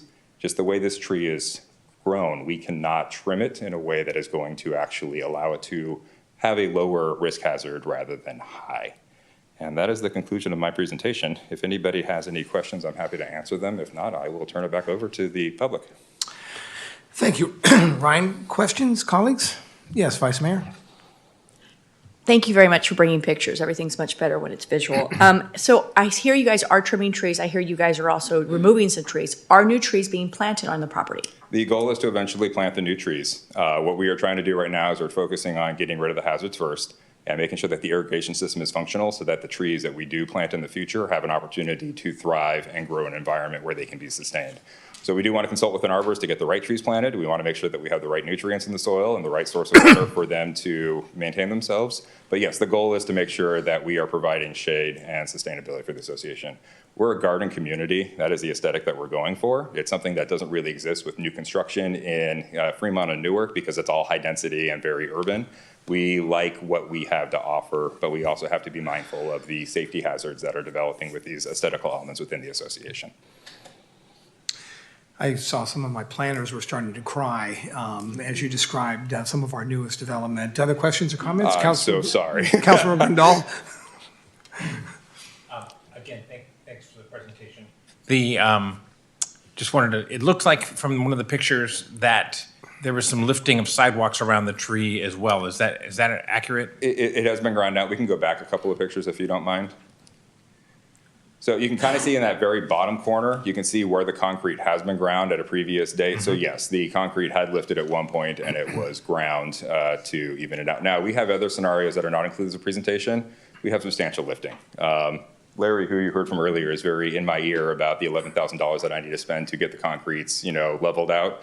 And that's where we're focusing our resources. So we're trying to be very mindful on limited budgets. I'm sure as city council members, you understand how that works. But our primary focus is making sure that the association is habitable and that people can live safely and comfortably within it. Thank you. But yeah, I mean, there's not a lot of soil there. You can see the sidewalk in the bottom corner, and you can see the building. And that is a soil base that the developer decided to plant a eucalyptus tree in. Any Thank questions? you. You're That welcome. answered my question. Thank you. Other questions? Yes, Councilmember Contancio. Yes, I did have a question. It seemed that was tree 199 may have another tree in close proximity to it, and it seems that there was, from the appellant anyhow, it seemed that she was alluding to the idea that perhaps that tree may also be affected. Is there any intent to also cut that tree? No, not at this time. We're here tonight because we're trying to follow the municipal code and be within compliance with the city of Newark. A notice was posted on the tree that was being removed for the 10-day period required. No other notices were posted on any of the other eucalyptus trees. This is the only one that is currently scheduled to be removed. And in regards to placing the addresses on the permit rather than the tree identification numbers, typically trees don't have identification numbers. So when I was in coordination with Dan and with Howard, they said that we needed to provide the addresses rather than the numbers to be in compliance with the standards that are usually adopted by the city. So we picked the residence that was the most close to the tree in question. Congratulations on a couple of things. One, actually putting a specific number on every tree. When you're walking around a community like that and you see a hazard that you believe may exist, it's so much easier to report it to the HOA when I can actually report a tree number as opposed to where directionally it might be located. You mentioned the homeowner is here this evening. My question would be, are we seeing any foundation damage as a result of the root structure under that property, or unknown at this point? It's unknown. We don't have, so a lot of the pipes are actually embedded in the foundations and we don't have any leaking within those foundations. So to the best of our knowledge, no, but most, foundations are covered with some kind of carpet or laminated floor, and it's impossible to know unless you lift that up to see if there's any cracking that's happening. You did receive an email from the resident that does live in the building where the root is growing under. He unfortunately is on the East Coast right now and unable to attend. He might be watching via YouTube right now. But he did want to make sure that his concerns were expressed to the council as well. And I think we saw that. Just out of my own curiosity, what is the depth of the root structure on a eucalyptus tree? Just any idea? Dan? Typically the same height of the tree. You can come up to the mic. Oh, Sorry, I was just curious, Dan. Calling you out. See, I don't know. Typically, when you a height of a tree, the roots can go down the same height. Okay, of the height. thank you very much. Unless there's any other questions, folks, I'm going to open up the public hearing. The public hearing is now open. Is there anybody in the audience that would like to speak to this item? Please come forward. Just want to say thank you guys very much. You're for your welcome, time. sir. Thank you. And thank you for coming. Please identify yourself. Yes, good evening, Mayor, Vice Mayor, and council members. My name is Charles G. And my wife, Sherry, is here with me. So I'm the owner of this unit. This is a tree, right? I'm the second floor, and here is my bedroom. My bed is just against this wall. So basically all those branches is just direct on top of me, right? So we own this unit more than 5 years now. So my wife and I easily have been waken up by falling branches in midnight, especially during strong wind, for sure, right? And also there's a lot of animals chasing around on the roof, waking us up. So, and also not just the branch, a lot of leaves falling on my roof and block the gutters, and even some small branch even damage my gutters. So, so I do believe it's a fire hazard for me. And also those trees, especially the big one, can fall in any time. So my wife and I think it's a life-threatening for us. Also, it also impacts our lifestyle because there's a lot of pests because of the tree inside our house, especially the spiders. So many spiders in our house. So, and also somebody talking about the solution as trimming the tree. I don't believe there's a solution. Number one is if we want to like really trim it and prevent anything big branch falling, you have to basically trim the half of this tree, right? Not just a little bit. Number two is by trimming of the tree, I don't believe it will prevent the root damage the foundation of the building and also damages the any utility pipe, right, underneath, right, sewage pipe, anything, right? So that's the reason I come here trying to like support the decision of removing this tree. And also because there's a lot of discussing of our HOA, right? To be fair, like Ryan said, this is a brand new HOA board.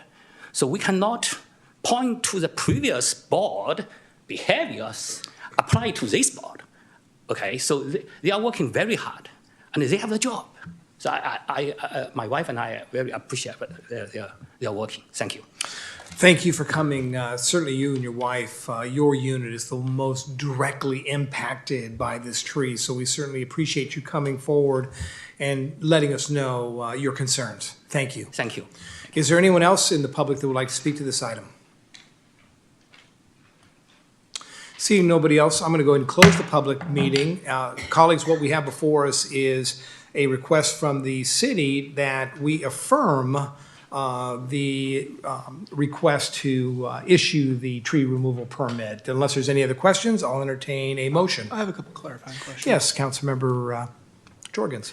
Yeah, so if you can we bring up the slide with two criteria again?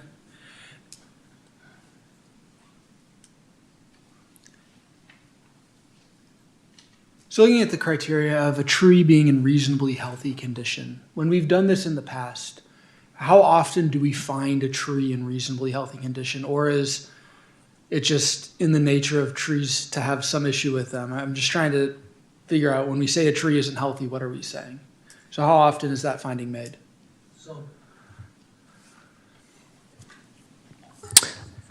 So typically for example, 87 trees in a year, most of the trees that we get permit of are diseased, leaning, sick, and are dead already. So in speaking with our city arborist, Dan Cirillo, we inspect about 80-something trees a year, and maybe there's one that we don't agree with. So that's typically the frequency. All right, so I guess my intuition would be a tree slated for removal that we're looking at is going to be much more likely to be unhealthy than, a tree that isn't slated for removal. So if we were to go outside and, take a look at some of the trees in the park that we're expecting to last for a long time, what kind of differences would we see in, this tree number 199 and, the trees that, we're expecting to last for a long time? Okay, and I can ask Dan to help answer that too, but in this case, there was an arborist report by a licensed arborist that indicated a decay. And so we do our own investigations, and we look for items on trees too for decay. We look for root damage. We look for sidewalk damage also. Dan, did you want to add to anything to that? I mean, my thinking is, if we've got a metric and it's always returning the same measurement, it's not as descriptive as, is going to be helpful for me. So I was just curious about this tree in particular. What makes this tree in particular, something that's not in reasonably healthy condition? And once again, I mean, because it's on private property, it's treated differently than on public property. And once again, it's a decay, and there is a root that appears to be growing under the structure also. All right, thank you. Thank you, Councilmember. Other questions, comments? Yes, Councilmember Grindal.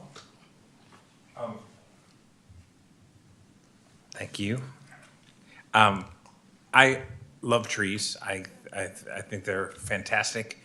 They add to our property values. They're beautiful. And I do encourage the association to replace the trees that you're removing with trees that are native and do better in our kind of area. But clearly, the reading of the law is that this tree, that we can't make the findings necessary to overturn the permit. I think that I appreciate the diligence that the HOA has done and working with the neighbors, but I think it's very clear that if we confine ourselves to this legislation, that we have to let the removal stand. That's my opinion. Thank you, Councilmember Grindal. Councilmember Jorgens. So the other question I had was, we had in the staff report, it notes that the tree is 130 feet away from a sidewalk. You know, when we were looking at the pictures, it seems like the tree's, you know, right next to a sidewalk that is, you know, the sidewalk within the HOA. So when we're looking at, you know, the public interest, the HOA interest is going to be defined differently, right? So when we're thinking about the public interest, we're saying, you know, the community at large outside of the HOA interest is decided by the HOA board. Is that correct? Yes. Okay. Any other questions or comments? Vice Mayor? I just want to say, I remember when I was actually walking and campaigning around the location, I remember that tree. And it's very, very distinguished tree, and it honestly is very, very large. And I mean, I understand your point of view completely. I want to keep the trees as well. I think it's important, you know, and this is a difficult decision. I can see both sides of it, but I do want to point out, it's a very distinct tree. And I could see where safety is a little more is higher importance, in my opinion, also than, I mean, safety is more important than aesthetics at this point. I think it's important that we are aware of that. Great. So I'll return it back to the council unless there's any other questions or comments. Yes, Councilmember Contancio. Yes, I did have a comment. I do want to say thank you to everyone here that's involved, especially specifically with this particular tree, because there is a larger community that's there as well.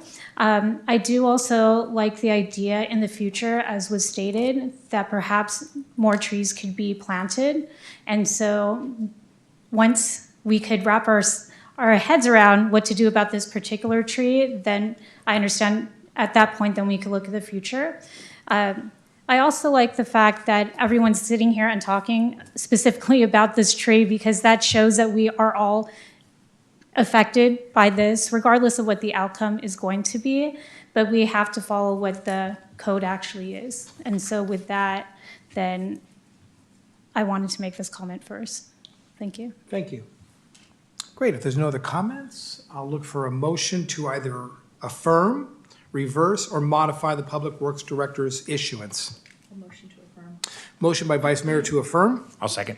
Councilmember Grindal seconds. Please vote.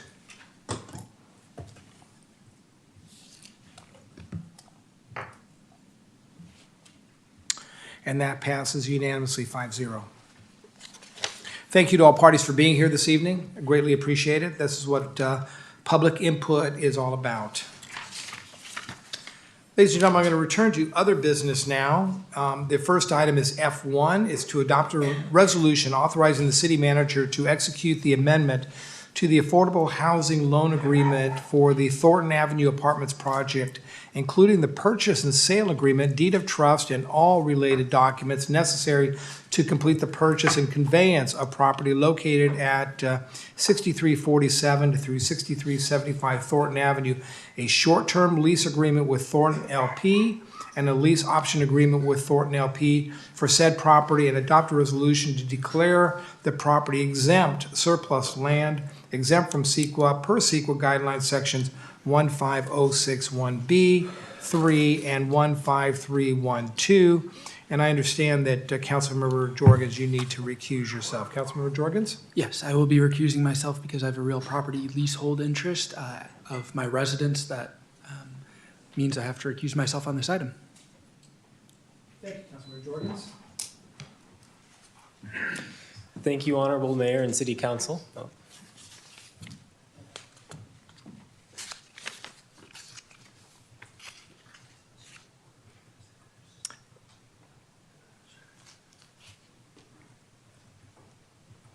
City Manager Benin. Yes, good evening, Your Honor, members of the council. Item F1 is consideration of staff's recommendation to authorize the city to purchase property for an affordable housing project that is currently under review by city staff. Just to provide some background, in March of 2023, the Newark City Council authorized a $12 million loan from the city's Affordable Housing Impact Fee Fund to the Satellite Affordable Housing Associates for a project here in Newark on Thornton Avenue. This is an affordable multifamily rental housing project that includes 59 affordable units, including 28 one-bedroom, 15 two-bedroom, and 16 three-bedroom units. As will be explained in a moment by staff, there are many affordable housing projects throughout the state that are competing for funding from the state. By transferring ownership of the land from SAHA to the city, the project would score higher and it would increase the prospects of SAHA securing funding for the construction and operation of this project. This project, as I indicated a moment ago, is currently under review by staff, and the public hearings associated for the consideration of entitlements will be held likely later this spring. For tonight's presentation, we'll begin with our relatively new Housing Policy and Programs Manager, Mr. Michael Coulomb. Mr. Coulomb, you have the floor. Welcome aboard. Thrown right into the fire, weren't you? Yes, thank you, Honorable Welcome. Mayor and City Council, and thank you, Mr. Benoon, for the introduction. My name is Michael Coulomb, and I'm the Housing Policy and Programs Manager with the Community Development Department.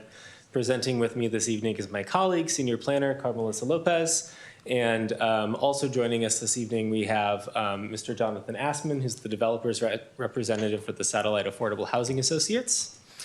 As Mr. Benoon stated, the item before you concerns the amendment to the Affordable Housing Loan Agreement for $12 million in funds approved by City Council in April 2023 for the Thornton Avenue Apartments. While the Council is familiar with this project, I'm grateful for the opportunity to provide an update on it and recommendations on how we can amend the loan agreement to support this, Newark's very first family affordable housing project and very first affordable housing project with homes for individuals with intellectual and developmental disabilities. For tonight's agenda, I'll start by introducing the team and providing some background on the housing element and work plan. I'll then pass the presentation over to Carmelissa, who will briefly go over the project and the city loan. And then I will touch on the, sorry, go back one moment. I will touch on the project's financing, provide an overview of that First Amendment to the loan agreement, next steps, and ultimately staff's recommendation. Before we begin our presentation, I'd like to introduce the staff and directors. From the city team, I'm joined by Community Development Director, Mr. Stephen Turner. As I mentioned, I have the pleasure of co-presenting with Ms. Lopez. Also joining us is our Deputy Director for Community Development, Mr. Art Interiano. Over the course of this evening, you might hear me say SAHA, that's Satellite Affordable Housing Associates. You might also hear me say Thornton LP, and that's the entity that you'll see in most of the documents that are appended to the loan agreement. Thornton LP is the specific legal entity that was created by and is owned by SAHA for the development and operation of the project and with whom we entered into the loan agreement. I'd like to begin by talking about some of the highlights from the city's 2023-2031 housing element. Since 1969, state law has required all local governments to adequately plan to meet the housing needs of every member of the community at all income levels. Local governments must meet this requirement by adopting housing elements into their general plan every 8 years. City Council adopted Newark's housing element in October of 2023, which was thereafter found compliant with state law by HCD, the Department of Housing and Community Development, in December. The housing element establishes the policies and programs that the city will enact to plan for 1,874 new homes by 2031, including 464 for very low-income households and 268 for low-income households.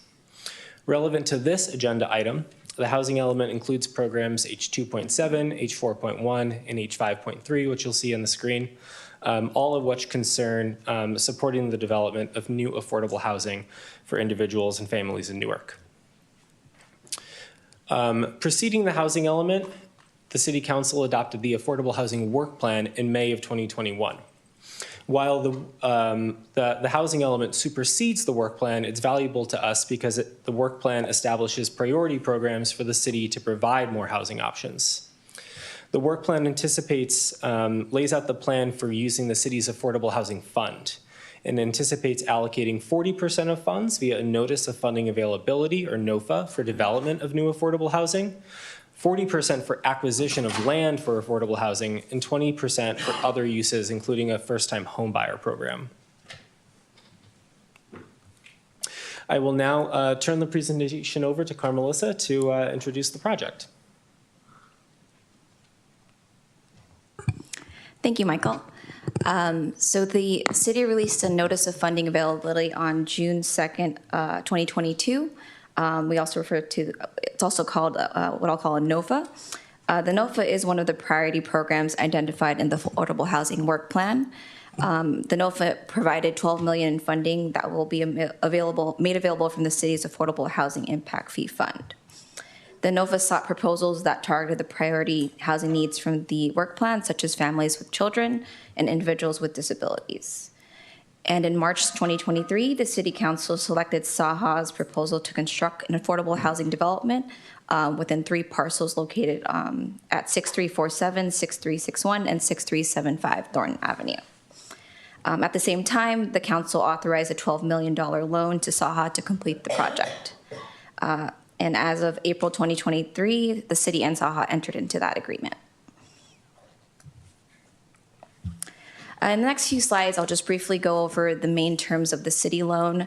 If you have any questions about a specific term, we can definitely talk about that after the presentation.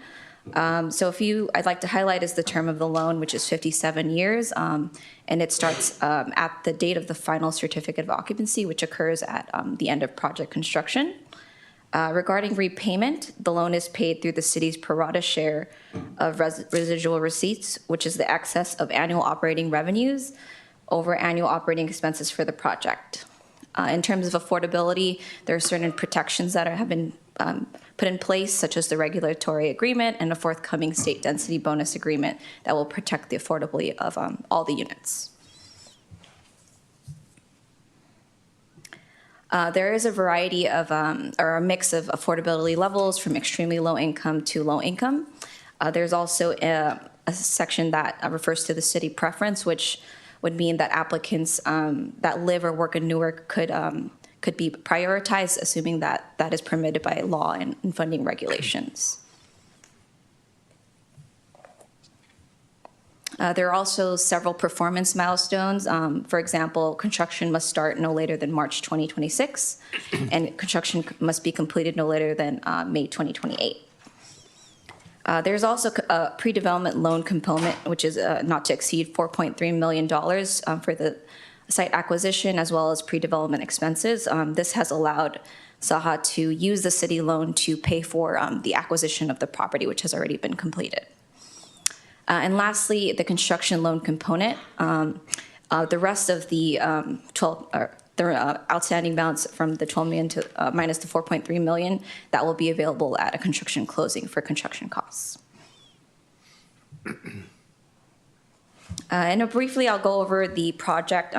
As has been previously mentioned, this agenda item does not include the entitlement package. That's expected to go to Planning Commission in spring, likely late March. So the project, as you'll see here in the aerial, it's highlighted in orange. It consists of 3 parcels that will be merged together as part of the project. It's been previously occupied by commercial uses and is currently being leased through the end of March as a construction office. There will be 59 homes proposed, including 1 manager's unit. This is a small change from the original NOFA proposal. Through the entitlement process, the developer has been able to add an additional 2 units, which is a great benefit to the community. It's also family-oriented, so more than 50% of the homes are 2 and 3 bedrooms. I also previously mentioned 10 of the units will be reserved for individuals with intellectual and developmental disabilities. These residents will receive services from the Regional Center of the East Bay, and this also furthers one of the housing element goals to provide 20 homes to this population by 2031. The project also includes several family-friendly common areas, such as a community room and a courtyard with various amenities, as well as a ground-level parking garage that will accommodate 42 parking stalls. On this slide, you'll see a few design features. A few that I'd like to highlight is just the applicant's ability to, or intending to have the building fit within the neighborhood context. It's also going to be fully electric. It will use strategies to reduce energy and water use. This is the proposed site plan for the project. It offers a glimpse of what the ground floor will look like, the various amenities. So you can see the ground floor has the parking garage, secure biking storage, a couple of units, as well as a lobby where it will connect to residential services.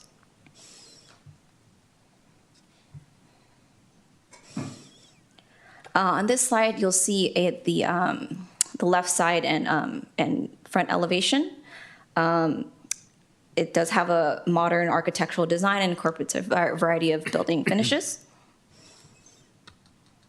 And this is the rear elevation on the right, and then the right side elevation on the left. And these elevations, this is what the courtyard area would look like. So if you're standing in the courtyard, you'd be able to see these units on all three sides.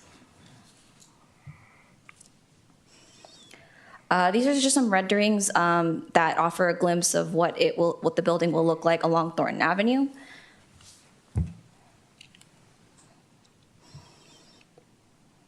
And here are some renderings of the proposed courtyard. So if you can see some of the proposed furnishings, the play area, and a lot of the gathering spaces that are proposed. As for the project entitlements, Saha did submit their application in December of 2023. And since then, they've been working with city staff to address city comments. And they've been definitely working collaboratively to get us to the finish line so that they can get their entitlement approval. As for the entitlements required, the first is design review, which is for the review of the proposed site and building design, a parcel map review for the proposed merger of the 3 parcels, a minor use permit to allow the proposed building height, which is approximately 60 feet. The current zoning code requires an MEP for building heights over 35 feet in the zoning district. And lastly, a density bonus request to allow the proposed density, which will include about 4 incentives and waivers to allow the project to be financially feasible. One last thing to note, the project does require an alternative means of compliance. The current affordable housing ordinance is a fee-first ordinance. So if you were to propose an alternative, you do have to go through an alternative means of compliance process, which requires a PC recommendation and then a council decision on the alternative means. That concludes my portion of the presentation. I'll go ahead and hand it over to Michael. Thank you. Thank you, Carmelissa. So Saha has submitted plans to finance the proposed project that staff believe to be feasible and reasonable. The funding sources that Saha next anticipates applying to are the State Department of Housing and Community Development's Multifamily Housing Program, also known as MHP, for which applications are due on April 15th, followed by low-income housing tax credits and the Federal Home Loan Bank's Affordable Housing Program. Importantly, each of these programs are very competitive, and Saha will be competing against projects throughout California for funding. To illustrate this competitive environment, Enterprise Community Partners, which is based in San Francisco, in December 2023 published a report identifying 433 affordable housing projects in the 9-county Bay Area with a collective need of $9.7 billion in public subsidy. So throughout the region, we have an incredible pipeline of projects, but with that pipeline becomes very competitive to secure funding. One factor impacting the project's development is the loss of the difficult to develop area designation in Newark and across much of the Bay Area. The U.S. Department of Housing and Urban Development, which you may also know as HUD, annually designates individual census tracts as DDAs to account for high construction, land, and utility costs in relation to area median gross income. DDAs make projects eligible for increased tax credit equity and bond authority. While the DDA formally expired in December of 2024, Saha was able to secure an extension for the project until December of 2026. This means Saha has until December 2026 to secure all project financing. The project will still be possible if this deadline is not met, but it will make things more challenging. This table here demonstrates the programs that Saha intends to use to finance the project and their application schedule. As you can see, they've made progress since the city made their loan commitment by securing $1.5 million from the Department of Developmental Services and the Regional Center of the East Bay to help fund those 10 units for individuals with intellectual and development disabilities. They'll next apply to MHP in April, as I mentioned, and then if successful with MHP, Saha will apply for tax credits in September. The Housing Authority of the County of Alameda, which is responsible for distributing project-based vouchers, has at this time not indicated when they will next put out an application for vouchers. So that is marked as undetermined at this time. Playing into this is that Governor Gavin Newsom's administration has sought to incentivize local agencies to unlock their surplus land for affordable housing in order to put public land to the use of public good. As a result, many state affordable housing finance programs, including at MHP, now prioritize projects on public land by allocating them extra points in their scoring rubrics. Thornton Avenue Apartments would be eligible for an additional 3 points if the city were to take the funds that we've already allocated to the project to take ownership of the land and lease it back to Saha for a long-term and nominal cost. This table here is a reproduction of HCD's scoring rubric for MHP. It demonstrates the maximum points available under the program in different scenarios for how the project might compete. MHP has 6 scoring categories, which you'll see in the left column. The most consequential category for this project is the state policy priorities, which awards points to projects if they're in a high or highest resource area, which this project is not, and so it doesn't earn any points for that. The percentage of units serving special needs populations, including intellectual and developmental disabilities, and projects on public land. So then the columns all the way to the right illustrate the 2 scoring scenarios. One in which the city owns the land. The project can be eligible for up to 94 points, though Mr. Assman actually let me know earlier today that they will be able to bump that up to 95 by providing additional special needs units. So that's really great news. Whereas if the Saha were to continue owning the land itself, they would have 91 or 92 points. 91, 92 is a good score, but in this extremely competitive environment, it's not expected to be awarded, though things can happen. So the fact that we could get 94 and 95 points if we were to take ownership of the land is really tremendous news, because the way funds are awarded by HCD, once the first 50% of funds go out to projects in high and highest resource areas, that category is taken out of consideration. And so the new maximum point score possible becomes 95. So this project would have 95 out of 95 points. It would compete against other projects, special needs projects on public lands, which is a much smaller universe. And we would very much so be in the running for those funds. Not a home run, guaranteed, but very much so in the running. So the way that we can accomplish this is through executing this First Amendment to the Affordable Housing Loan Agreement. The amendment does a couple of different things, as Carmelissa and I have mentioned over the course of this evening. It acknowledges the increase in unit count from 57 to 59 homes. It authorizes the city manager to enter into various agreements to acquire the land, and it revises the total loan value to account for the cost of that land. Included as exhibits to the First Amendment are the various agreements that the city manager would finalize and enter into, including a purchase and sale agreement. We would acquire the land for the same value that Saha paid to purchase it using our funds in 2023. A lease option agreement giving Saha the right to lease the project site for 99 years at $1 a year. Saha would have until June 30th of 2027 to secure all financing and enter into that lease with 2 one-year extensions at the city's discretion. We would execute an amended and restated promissory note, which reduces the loan principal and takes into account the fact that our funds are being recouped through our acquisition of the site. We would execute a reconveyance of deed of trust, A new deed of trust would be recorded against the leasehold interest in the property once the lease is executed. And then to ensure that the project site is managed and maintained until Saha is ready to break ground, we would enter into a short-term lease agreement with their entity Thornton LP to perform those tasks. And then finally, we would terminate the current regulatory agreement that's recorded against the property, as that's not necessary at this time, and then record a new regulatory agreement once Saha breaks ground. The second and final part of this recommendation is that the California Surplus Land Act, which was amended by the state legislature in 2019 with the intent of making public land that's no longer needed for government purposes available for affordable housing. So in addition to selling land, leases of local government land are subject to the Surplus Land Act. And the long-term lease contemplated today would be subject to the Surplus Land Act because it's for longer than 15 years.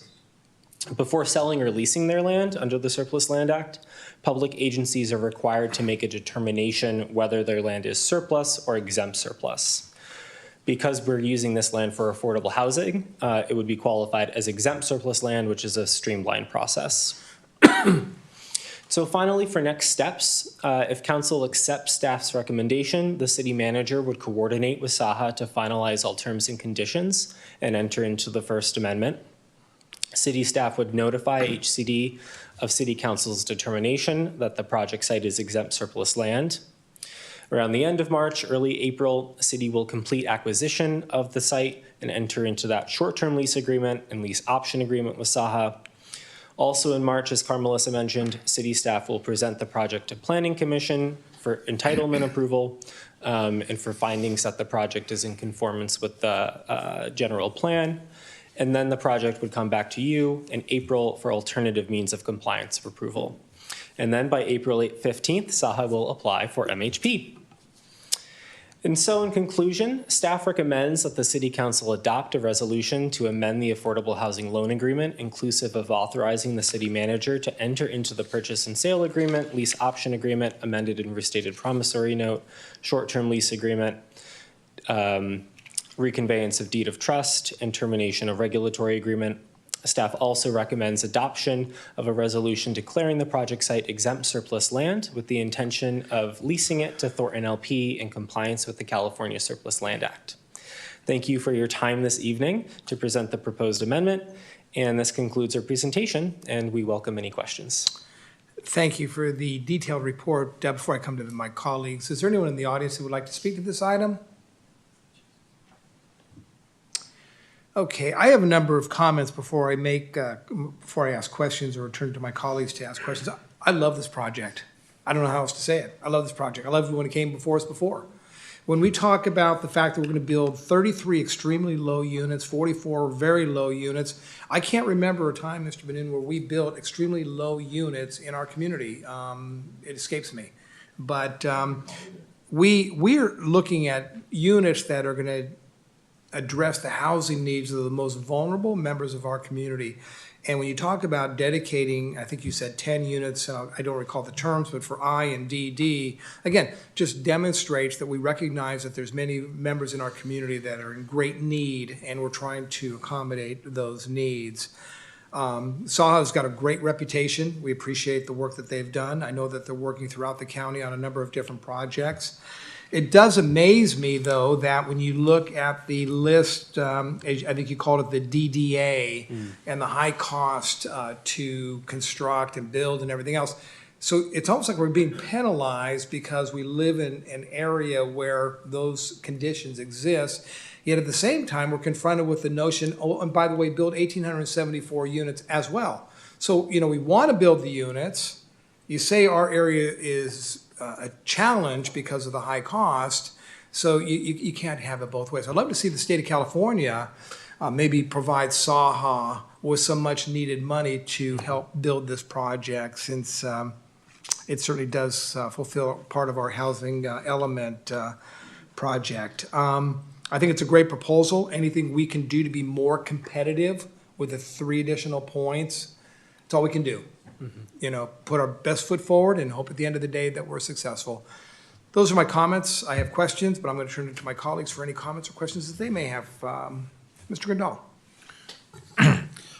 First of all, I want to second the mayor's love for this project. However, I know we're not actually approving the entitlement for the project at this point, so I'm going to try to focus my comments on the details of what we're doing here. So first of all, I do understand that if particularly if federal funds are involved, a limitation of who can live in the units, whether limiting them to housing, to people who live and work in Newark can be a challenge. However, I just want to indicate it is possible to focus a marketing program so that Newark residents and Newark workers are more aware of the opportunity than other folks. So that's more of just a sort of suggestion that we make sure we keep that in mind, so that our people that we require that there be some work in that direction. And there's a 99-year term for the lease, and the affordability restriction. So after that 99 years, none of us will be here, but after that 99 years, that property simply reverts to the city's full ownership, or is there a deed restriction for affordability that continues even beyond that? The 99-year deed restriction is being looked at nowadays in the industry as the best way of maintaining property affordable in perpetuity. And so at the end of the 99-year term, this is one of the conditions that we still need to finalize. Saha could have an opportunity to purchase the property, or we would effectively retain the land and have the opportunity to work with a new lessee or create a new lease with Saha. Got it. Not exactly we, but future we's. Yeah. Why does he keep looking at me? One last question. I noticed that there's federal funds that are suggested. Is there concern or worry that the wrecking ball that the president is trying to take to a lot of programs is going to affect affordable housing funding? Could it affect this project? And I know that you can't really look into crystal ball, but is there anything we can do to mitigate that risk? That's an excellent question. None of the funds that Saha is applying for would they apply directly to the federal government. But the federal government certainly does play a large regulatory role. Jonathan, is there anything that you would contribute to that? Federal funds are project-based vouchers. Mm-hmm. The project doesn't absolutely need. Mm-hmm. I think Mr. Aspin said that the only federal funds are project-based vouchers, which the project is not entirely dependent on. Great, that's very heartening, and let's get this done before they figure out a way to come after us. Yes. Thanks. Other comments? Okay, yes, Vice Mayor. I have 4 questions/comments, but so you're looking at 59 affordable rental units, but you also stated 42 parking spots. The math doesn't seem really good on this. Is this less than 1 parking spot? I know that they're low-income individuals, but are we just not able to get more parking spots? Are we looking at street parking, or why such a low number? Yeah, I'll refer design questions to Mr. Aspin if you want to take the dais. So 10 of the homes are set aside for households with 1 or more member with intellectual or developmental disability. They call IDD for short. So when you net out those 10 units, those homes, those households probably won't own cars.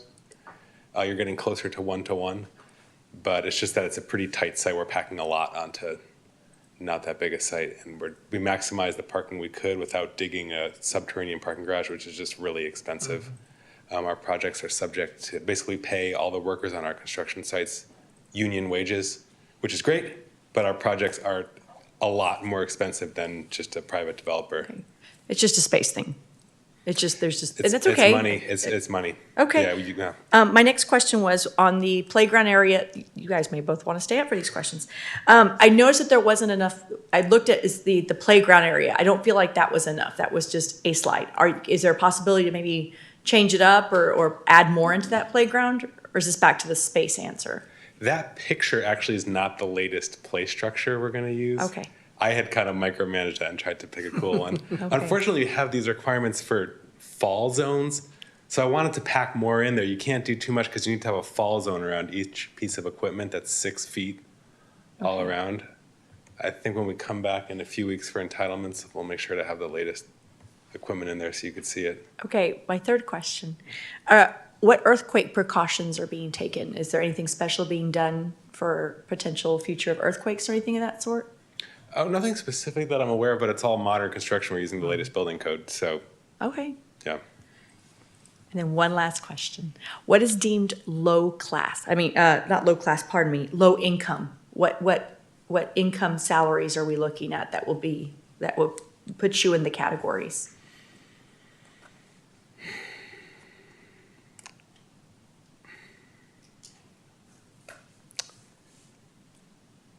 So the building will house people whose incomes are range between 30 to 60% of the area median.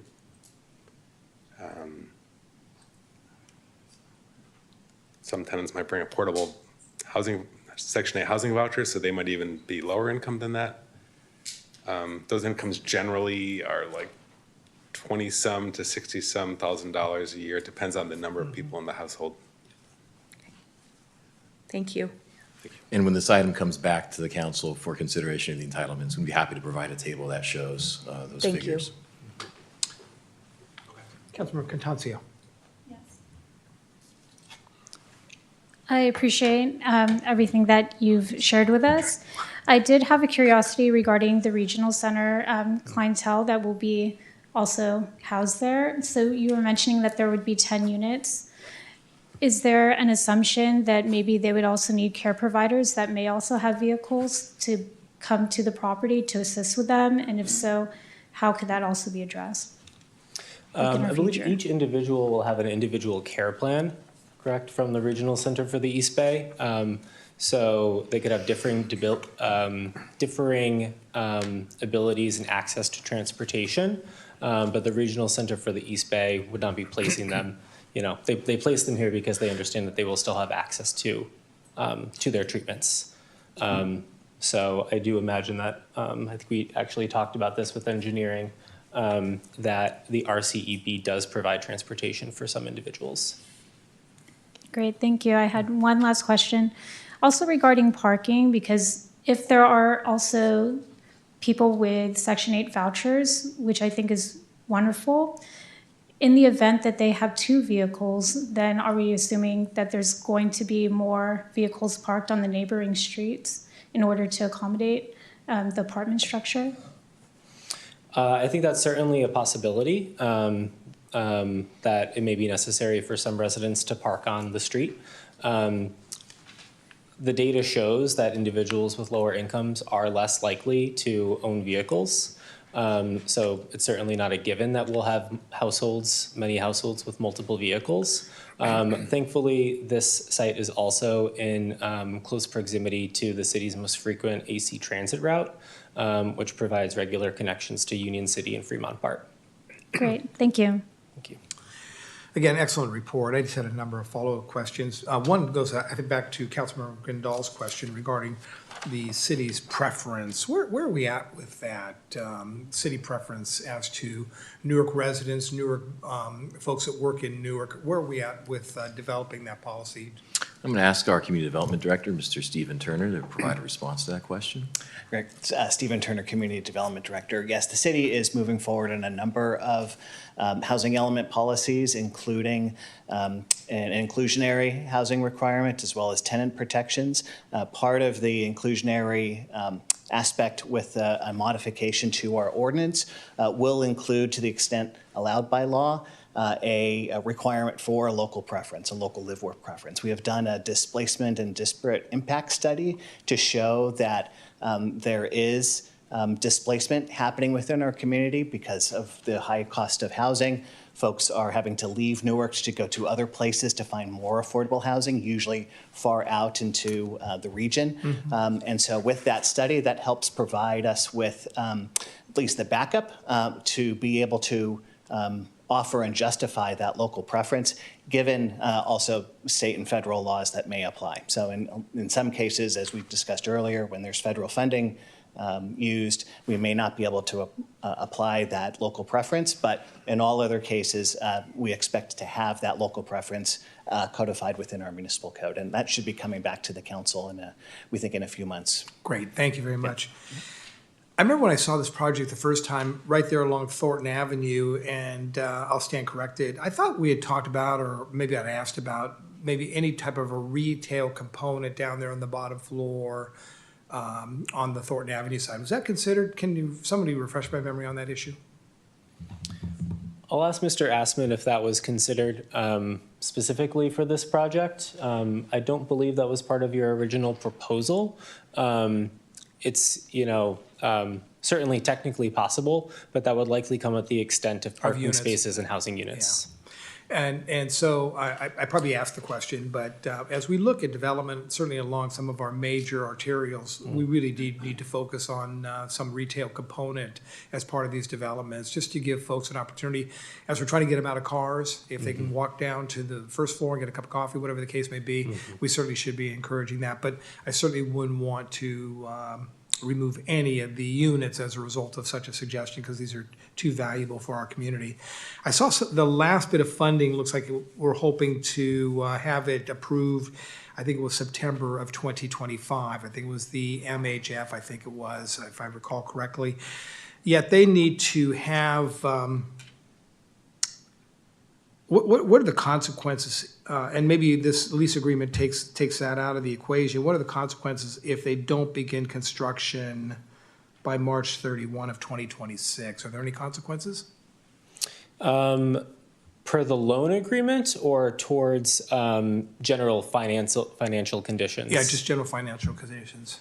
So under the current loan agreement, the loan is secured against the project site.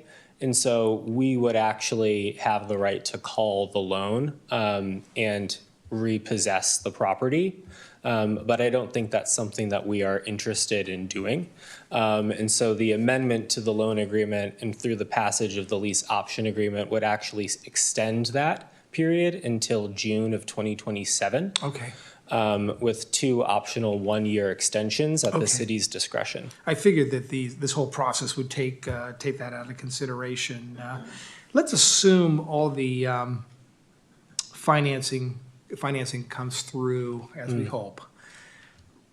When would we anticipate groundbreaking for the project? Best case scenario. Best case scenario would be spring, early summer of 2026. Okay, great. Still love the project, hasn't changed. So if there are any other questions, colleagues? So I would imagine, Mr. Benoon, we can take one motion to simply approve staff's recommendation? Correct, Your Honor. Okay, I'll look for a motion and a second on this item. I can make a comment and then a motion. Yes, you may, Mr. Grindal. The comment is just I want to thank our staff for thinking creatively about increasing our score. I think this is it's a great approach, and it sounds weird to sell and then lease back and do that, but whatever it takes to increase our ability to bring more resources into our community, I really appreciate our creativity. So with that comment, I would like to move approval of staff's recommendation. Great. I'll second. Made by Councilmember Grindal, second by Councilmember Contancio. Please vote.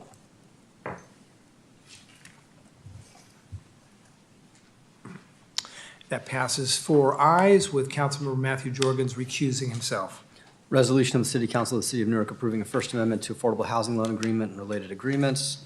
Resolution of the City Council of the City of Newark declaring property located at 6347, 6361, and 6375 Thornton Avenue to be exempt surplus property for affordable housing development pursuant to the Surplus Land Act. Thank you. Welcome back, Councilmember. The next item on our agenda is a community preservation presentation, and Mr. Benoon. Yes, good evening, Your Honor, and members of the council. This item is a report from our Community Preservation Manager, Mr. Oscar Carrillo. Mr. Carrillo will provide an overview of his division's work, emphasizing projects and key challenges. Mr. Carrillo will also highlight recent accomplishments and service improvements, as well as provide a preview of upcoming initiatives. With that in mind, I'll pass it over to our Community Preservation Manager, Mr. Carrillo. Yeah, thank you, Mr. Benoon. Good evening, Mayor, council members. My name's Oscar Carrillo, and I am very happy to be here to talk about community preservation. It's not very often that we get a chance to talk about our work, so I'm very grateful for this opportunity. And with that, I'll get started. Just going to talk about our mission, our team, our work, what we do and how we do it, the process involved. And I'll talk about some of our accomplishments that we've accomplished over the past 2 years and a little bit about our planned initiatives for the future. And obviously, we'll have some time at the end for some questions and answers. Our mission statement. Community Preservation Division is responsible for the enforcement of the provisions of the Newark Municipal Code. To fulfill this duty, we ensure compliance through intervention, education, and enforcement. Keyword there being education. Outreach and education is our primary tool in our tool belt. A lot of people don't know the codes. They don't know that they can't leave out their trash cans out for that extra day. They don't understand that that's a $100 fine. So education and outreach, looking at you, is our primary tool. So we are committed to partnering with the community to uphold neighborhood property maintenance standards with the goal of preserving property values. Did I need the vice mayor to recuse herself at this point? It's my son, he leaves it out all the time. Oh my gosh. It goes as allowance. Well, then he can pay the fine, right? And with the goal of preserving property values and fostering a healthy, aesthetically pleasing community to live, work, and play. We have a small but mighty team. Patricia Manahana, she's one of our community preservation specialists, and Shama Khan, she's the other community preservation specialist. And between the two of them, they cover the entire city of Newark. What do? A lot of people think that we write parking tickets. A lot of people think that we pick up trash. But what we actually do is we enforce the Newark municipal codes that regulate private property, keyword private property. We don't really deal with anything on the public right away. Our boundaries are basically the private property, the property lines. Generally, we enforce municipal codes related to blight, land use issues, zoning issues, what kinds of businesses are being run in what zoning districts, substandard housing issues, and unpermitted construction. What we don't regulate is human behavior. That's the tricky one, right? But what we do regulate is property conditions. Who are our customers? We have the reporting parties and the responsible parties, and they are both equally important. There's a balance here. The reporting parties can be residents, they can be tenants, they can be a visitor to the city, it can be city staff or outside agencies. We get referrals from outside agencies, whether it's in another department like the police department, might be public works, might be the city arborist. But we do have reporting parties, but we also have responsible parties as well that we work with. It might be the property owner, might be their attorney, might be a business owner, property manager, or their contractor and architect. Reporting parties want things to happen right away, right now. Responsible parties always need a little more time. So we have to balance that. But they're both equally important to ensure compliance. So we have to keep that in mind and be mindful of those facts. Our process, generally we're a reactive division, but that doesn't mean we can't be proactive. We are proactive about graffiti, we are proactive about illegal dumping, and we are proactive about immediate health safety issues. If we see something that looks dangerous, we are going to stop our cars and we are going to investigate these things. But generally, we are proactive. We are community-driven, as I like to say. We focus on what the community wants us to focus on. So that's where it starts. It starts at the intake stage. And then we investigate, and again, we go back to the outreach and education. And then if that fails, we issue our notices, and then, we go to the enforcement, which, like I said, that $100, that somebody's going to have to pay. And then we go to a resolution with the compliance. It's not always black and white. We do work in a little bit in the gray. We always have to go with the spirit of the law, not the letter of the law. Again, it's always going to be a balancing act. We can give and take a few inches here and there. Is the fence 6 feet, 5 inches, 4 inches? It's not black and white, right? We've always got to balance that. So how do we get complaints? We've got an online portal. We've got Text My Gov. We got phone calls all the time. We've got emails. We got walk-in customers. Each report is reviewed by staff, and we assign it to the staff. We've got the city basically split in half, north side and south side. And if it's something that we can handle, we'll assign it to one of our staff members. If it's something that falls under the police department or another division or maybe another outside of agency, we'll go ahead and refer to that agency and let the customer know, hey, we've referred it to this agency, here's their contact information. We try and close the loop with the customer. We don't just say, hey, go call them. We try and actually make that connection to that other agency for the customer. If it does fall under our purview, again, we go do our inspection, we go knock on the door, we want to talk to people. I think the biggest thing is to make that connection with the community. Where I'm from is we want to be part of that community. We want to be recognized out there. You know, I want to have my staff to be able to walk down the street and have a neighbor come out and say, hey, I had a question. I'm building a shed in my backyard. What do I have to do? Where can I put it? How big can it be? So we do our inspections, we do our research, we go back to the office. We're going to look up property ownership. We're going to look up permits. We're going to talk to the homeowners, the residents, the tenants. We might have to talk to neighbors. So we're going to do our research. We're going to talk to people. Once we get all the facts and we determine that there is a violation, we're going to issue our notices. We got to give people timelines. If you tell somebody to do something, if you don't give them a deadline, they're probably not going to do it. If you have kids, they go to school, if the teacher doesn't give a due date, when do you think that kid's going to turn into homework? Probably never. So we got to give people deadlines. And then we go back and see if they actually did the work.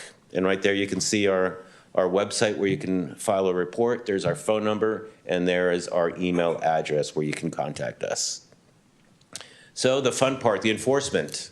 The case is opened, we do our inspection. Like I said, we do our warning notice, and then we go back to see if they've been naughty or nice. If they haven't been nice, then we issue that citation. We got to be mindful. We don't like to issue citations. We prefer they spend that money to rectify the violation instead of just putting it into the general fund. I know you guys like the general fund, but we would prefer they mow that lawn, pay the neighbor, pay the kid, mow the lawn. That's $100. They could just spend that money to rectify the situation. But if they're insistent on not complying, then that's what we do. So then we can escalate. It's all escalation. We don't come in with the hammer right away. We try to motivate people. We want to take the soft approach. Sometimes you do have to come in with a hammer. There are repeat customers out there. We all know them. And we sometimes it requires the hammer. But generally, we want to take the soft approach. That's our mentality, outreach and education. And as you can see here, it escalates. We can go through abatements where we go in, ask permission, or not, depending on the situation, and clean up a property, or go through administrative penalty hearings where we ask for daily fines and fine people every day, an amount probably, maybe $10, $50, $100, $500 a day, depending on the situation. Or we could do something like a receivership. Well, we'll ask the court to have a receiver, an outside party, take control of that property if the property owner might be incapable of taking care of that property. And they'll clean it up. We get reimbursed for the work that we've done, and then they might sell the property and give the property owner whatever's left. And then they get their cut for their services. Throughout the case, the staff engages with various customers. There's a lot of phone calls, a lot of communication happening, and compliance can be gained at any time during this process. Again, compliance takes many shapes and forms. It's not always perfect, it's not always pretty, but compliance can always be gained there. And the complexities of a case. Owners might be deceased, kids are running the show. There's always personal issues that might come up. Mental health issues, there might be hoarders. Those are always some of the most difficult cases. There might be financial issues as well. We have to be mindful of everybody's situation. Reporting parties don't always know exactly what's going on with their neighbors. They only see the outside. We're the ones that are more privy to what's going on with that customer. Again, we have to maintain that balance. So we have to be mindful of that. Sometimes some people need a little bit more time, and As long as they're making a good faith effort, making little bits of progress, we'll give them a little more time. But I just want to make it clear that there's always two sides to every story. Not everyone can see everything. The other complexity is gathering evidence. We're kind of like vampires. We need permission to get in. If you don't let us in, we might not be able to see that violation. And that's your right. You have the Fourth Amendment right. So if we can't get in and we don't have any reasonable suspicion, we just might not have evidence of any violation, and we might have to move on. You have the right to privacy. You have a fence, there is an expectation of privacy. I can't just get on a ladder and look over the fence. If I'm 7 feet tall, well, I can look over the fence naturally, but I'm obviously not. So I can't use a ladder to look over that fence. So I might be able to get an inspection warrant if I can convince a judge that there's a reasonable suspicion of something. I might be able to get an inspection warrant. But again, we don't want to actually go try and get inspection warrants every time because we might lose our standing in court. We want to be, judicious with those requests. We want to be careful when we use them. We want to use them in specific circumstances. And that kind of goes into the due process. All our customers have rights. They can appeal. When we go through the administrative remedy process, they can plead their case. We just saw a perfect example of that earlier today. We had someone that appealed the decision that was made. That is due process right there. We can do abatements where we go in and clean up a property. There's other legal considerations, like I said, that we have to keep in mind. And here's some results. This is one of the cases that, before I got here, that was pretty bad. And, it was a difficult customer. This is one of those customers that you got to bring in the hammer. This one was just not cooperative. Just was obviously not really doing much to clean up. Took about, I don't know, probably $25,000 in citations before they got the message and got cleaned up, and it got sold. And now there's new owners, and we're hoping that they get some permits and clean it up and move in sometime soon. Just got sold in December. So now I'm going to talk a little bit about some of our accomplishments. We've kind of created some new workflows to kind of let staff know what the expectations are. We've created new templates for our noticing to stay consistent, created new policies and procedures. Recently, we passed the new tobacco retail license ordinance. We've all attended numerous trainings to make sure we stay on top of new things going on in the code enforcement world. And we've created new performance measures and tracking to make sure we evaluate ourselves and we're making sure that we're meeting the goals and targets that we set for ourselves. Templates, we've got warning notices, notices of violation, we've got notices of abatement, we've got citations, we've got courtesy notices. They're all basically forms. They're very simple, not only for our staff, but most importantly for our customers to understand. They've got the code sections very clearly. What are you in violation of? They've got the violations clearly laid out. What is it that you are, what is the violation? Is it the trash can? Is it my inoperable vehicle? How do I correct it? There are corrections that are there that are very clearly stated. How do I correct this violation? And there's a due date. By when do I need to correct this? And who do I contact? Who is the inspector assigned to it? Very simple things. And then there you can see is a very simplified workflow. This is more for our staff to understand what they need to do. These are the steps that you're expected to take when you get a case. You receive the report. You got to contact the reporting party. You got to let them know, hey, we got your complaint. You got your report. I'm the inspector assigned to this. If you have any questions, let me know. If you have any information, let me know. Right? So we've got this workflow. This is what we expect our staff to do. We've implemented new policies and procedures. Like I said, knock and talk. We don't want to just drive by, take a picture, send a letter. That's really impersonal. We want to knock on the door, introduce ourselves, and talk to people. That's really important. Put a face to that letter, to that notice. Customer service expectations. We want to return phone calls within 24 hours. We want to send notices within 2 days of finding a violation. We want to follow up on those due dates. You know, we gave the customer homework. You got a week to clean up. Well, we also have to follow up after we set that due date. Documenting cases, we got to log every phone call, every email, everything. These case notes are legal documents. Case closure, I review every case that gets closed for quality control. I make sure that the violations have been addressed. They close the loop with the reporting party. And complaint processing. Like I said, we want to make sure we contact the reporting party and let them know that they've been heard, that we've assigned your issue to somebody. So those are just some of the policies and procedures that we've implemented. Another accomplishment is the tobacco retail license that was recently passed. It was adopted in October 2024. And recently you also accepted the state award from the California Department of Justice of almost $180,000 to help us implement that tobacco retail license ordinance and inspection program. And that inspection program is about to roll out. We've gotten about 20 applications for the tobacco retail license out of about 37 retailers.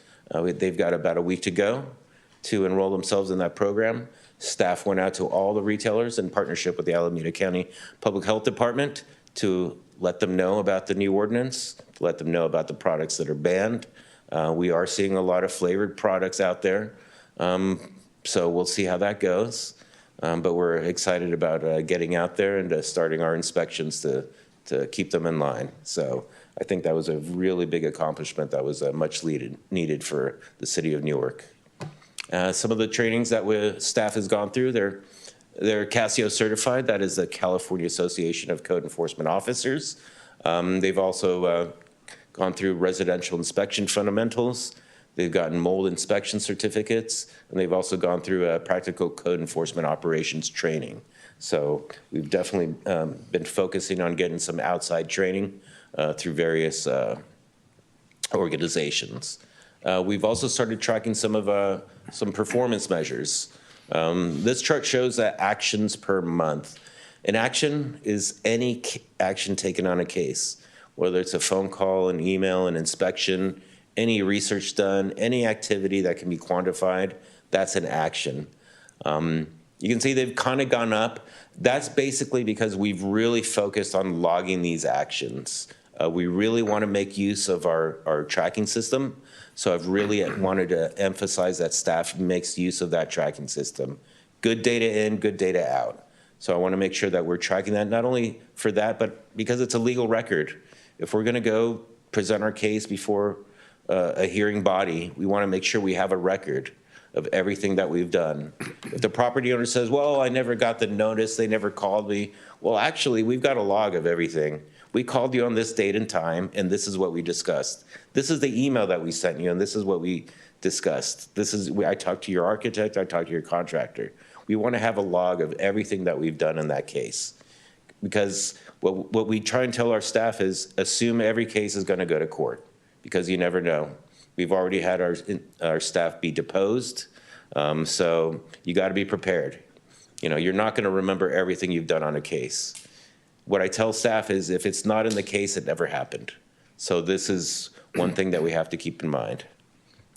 One of the other more important metrics is the ratio of open and closed cases. We want to keep this even.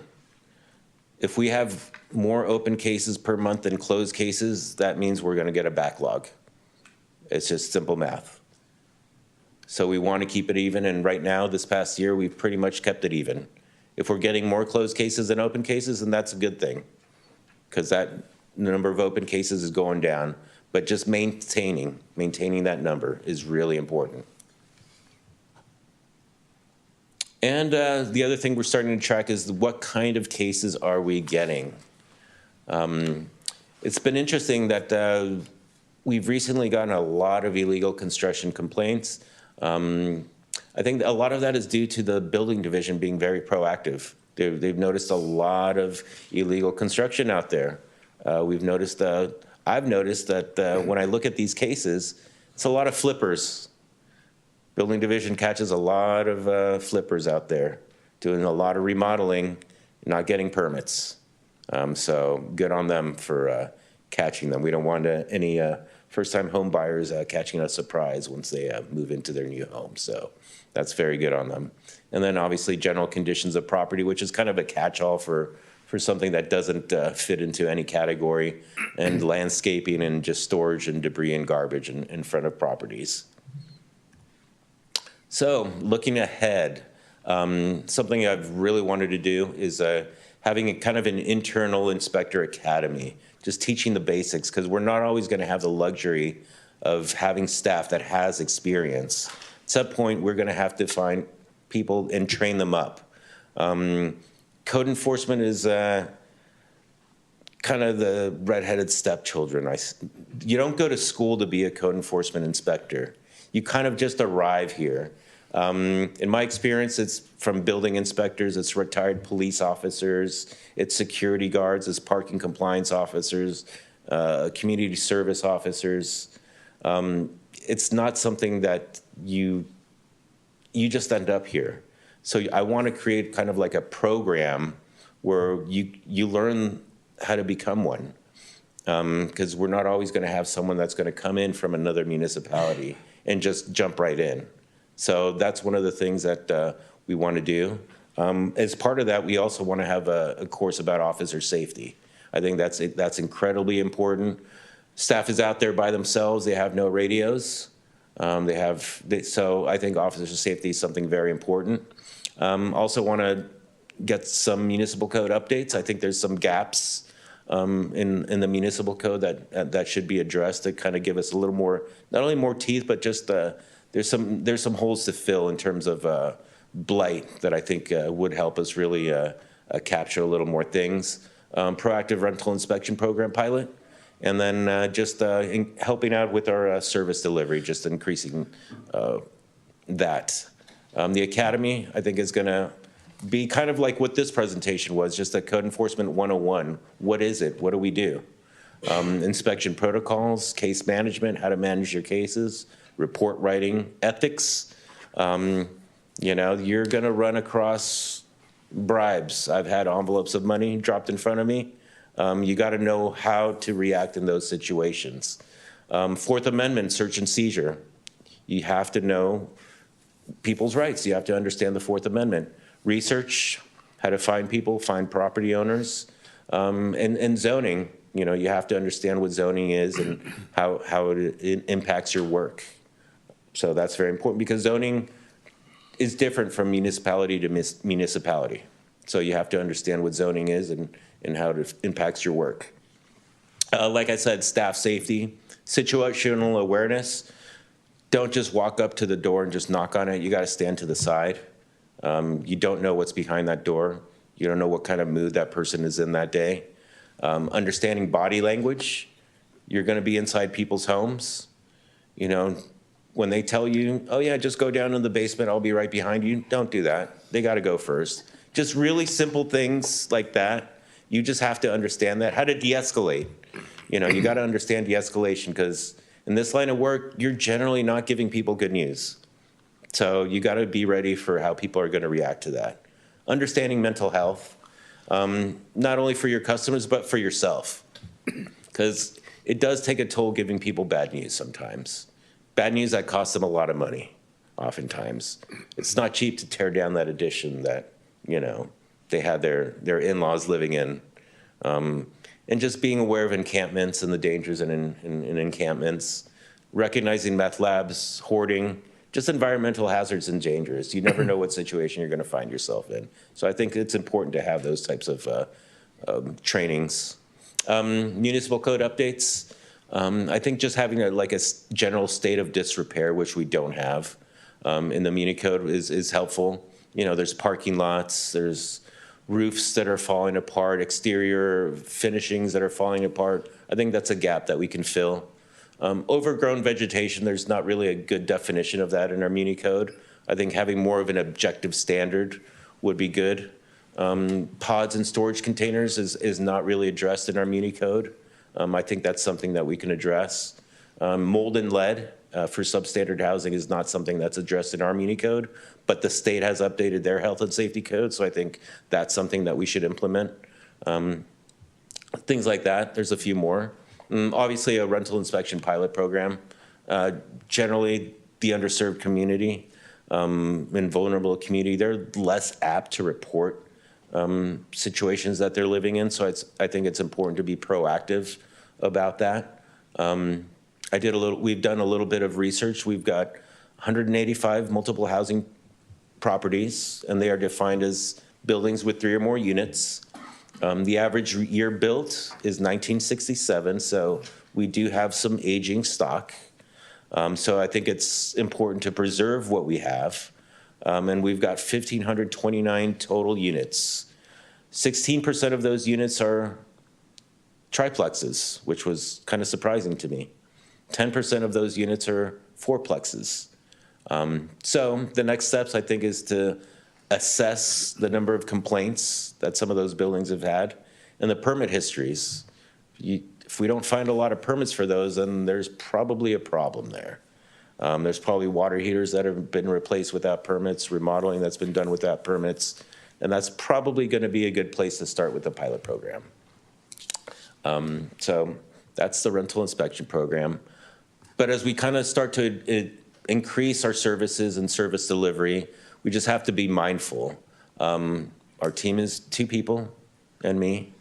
So, as we increase our services, the field gets bigger, the number of customers increases, and we've got more to cover. So, we just want to be careful that we still are able to provide a high level of service to all of our customers as we try and increase our coverage. And with that, I'm open to any questions. Great. Before I turn it over to my colleagues for questions, is there anybody in the audience that has questions on this presentation? Turn to my colleagues. Questions, comments? Mr. Grindal, Councilmember Grindal. Thank you very much for the presentation. It was very informative, and thank you. I have a couple questions. First of all, I'm very much looking forward to the code updates. When do you expect that to be coming before the council? Probably concurrently with the zoning updates. Which is? I think the consultant is... Yes, the zoning amendments, we've been working on those for quite a while. Something always gets added to it. So probably in the next couple of months to summer, more likely. Okay, thank you. You could have said this year, that would have been okay. I'm interested in the receivership process, particularly, is that possible to use on commercial property if the property owner isn't maintaining it properly or actively trying to rent it? Is it possible that the city could use receivership powers to push forward a renovation of a commercial property? In my experience, those are for really extreme cases where a building is completely falling apart and it's just in really, really bad shape where it's an extreme health and safety hazard. So I would lean towards no. Okay. So and this you'll notice a theme here, but so in terms of I appreciate when you're dealing with neighbors and and things, that balance is important, and education and sort of trying to get there. But I guess I believe that when it comes to commercial properties that are not maintaining themselves properly, I think that a more proactive approach might be appropriate. Maybe we'll discuss that when it comes time for the code impacts. But just in general, I can say that we have some long-term rental vacancies where the property owners just really aren't doing their part to be part of our community, and people have seen it for so long that they no longer complain. So I think be a little more proactive, and not just one of your council members going out and sending emails back and forth. Not that ever happens. And so one of the issues is that some code violations occur on weekends when we don't have staff. Has there been thought of rotating schedules or hiring some consultants so that we can get some code enforcement? Because in some cases, unless you see it in the act, you can't really do much about it, right? So is that something that you've thought about or would think about? I think that's something we could always consider. Thank you. In terms of the encampments, this is a challenging issue. How does your community preservation staff interface with police and health services and fire department? Is there a, who takes the lead? Is there, maybe this is a subject for a whole presentation, but just generally, how does code enforcement interact in that process? We are part of a community preservation. Yeah, we are part of a, that's okay. I go by code enforcement too. We are part of a homeless committee, which consists of probably a representative from every department in the city at this point. So we mainly deal with the private property portion of things. And that's probably a larger conversation, I think, as you said. Yeah, okay, yeah. That's fine. Okay, and sorry for the many questions, but I noticed that your multi-housing inspection program doesn't include duplexes or in-law units, and there may be, is that because it's a trial and you're just going to you're going to bite off what you can at this point, but you would envision in safety inspections and inspections for duplexes and in-law ADUs, we call them now, as well? Correct. It is a pilot program, so we'll see how that goes, and potentially not just that, but also just just any rental in general. That would be the potential.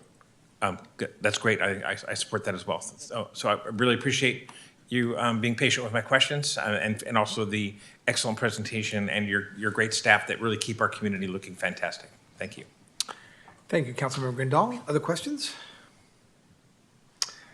Wow, what a great presentation. In all honesty, what city did you work for before you came to? No, I'm just kidding.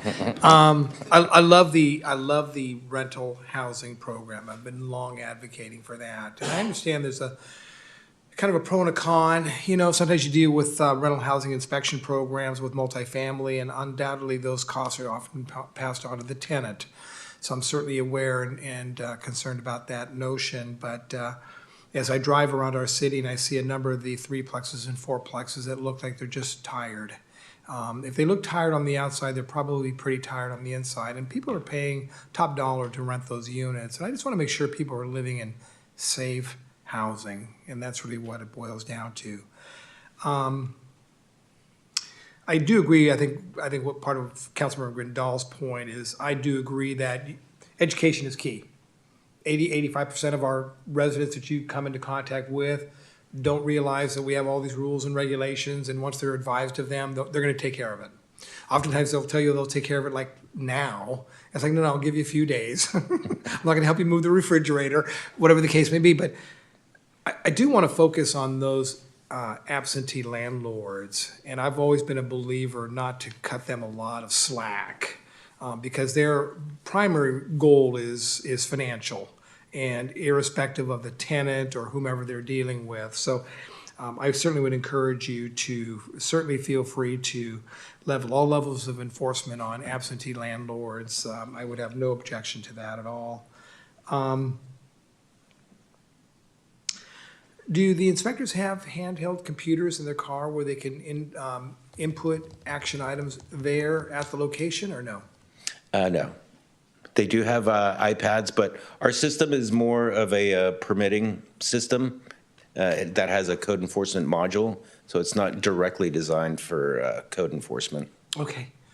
And, of course, I love knock and talk because, as mentioned, most of our citizens are compliant and want to comply, and once they're advised as to the regulation, they're going to take care of it. So I love the knock and talk. Mr. Benoon, congratulations. Outstanding report. I think this may be the first report we've had on code, certainly in my career here on the council, and you covered every issue that I would have had questions about, and you covered it in detail. I'm hoping that we can make this an annual report, Mr. Benoon, as we do with fire and police and others, parks, libraries, just to give the council an opportunity to, keep up to date as to what's going on around the community. Thank you, Mr. Carrill, for your work. Thank you for the fine job that you're doing, and I'm optimistic about community preservation. Thank you. Thank you. All right, we are down to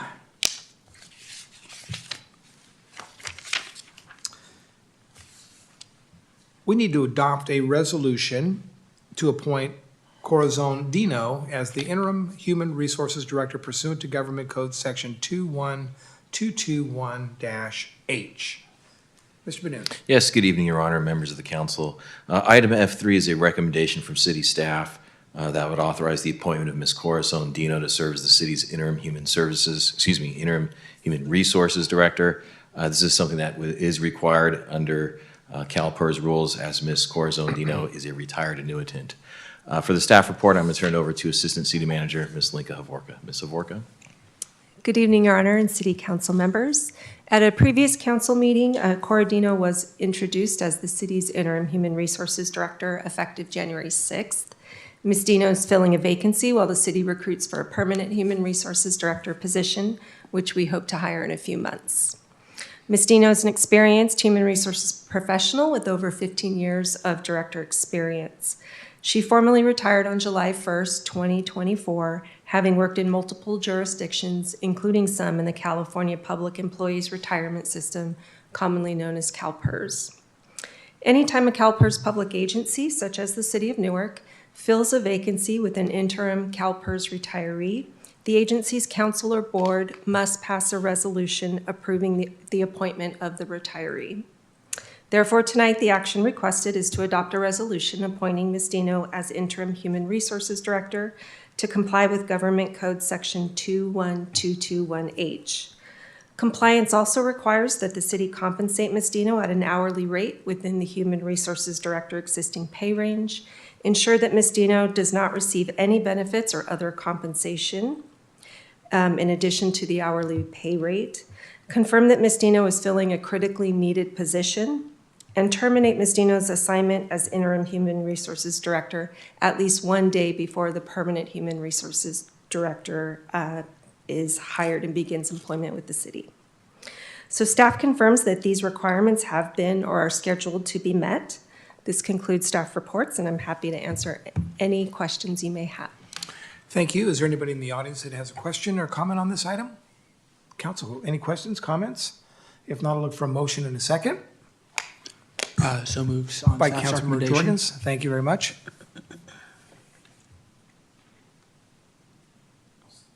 I'll second. Thank you, Councilmember Grindal. Please vote.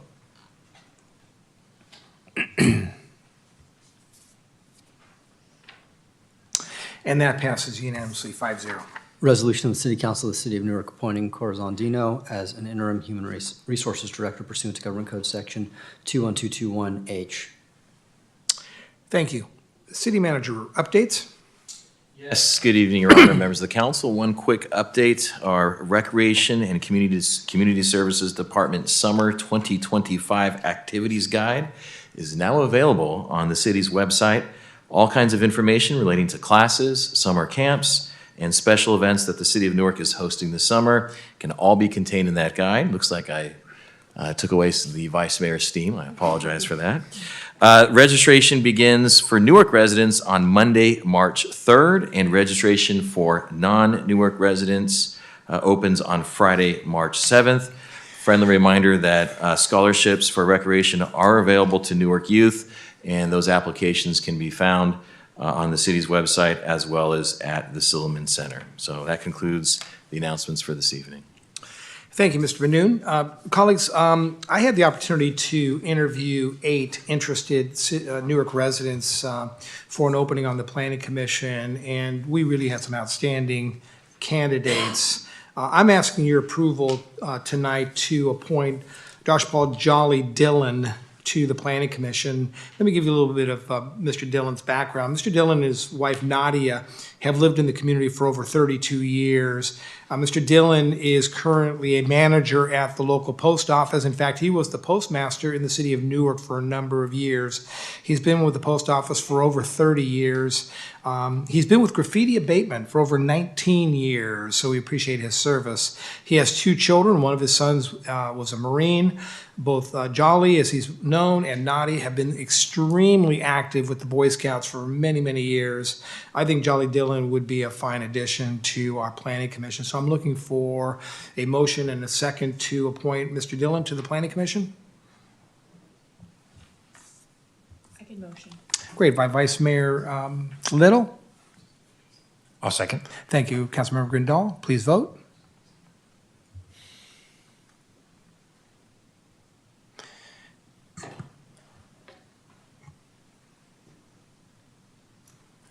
And Mr. Dillon will be appointed to the Planning Commission on a 5-0 vote. Thank you, colleagues. Resolution of the City Council of the City of Newark approving the mayor's appointments to the Planning Commission.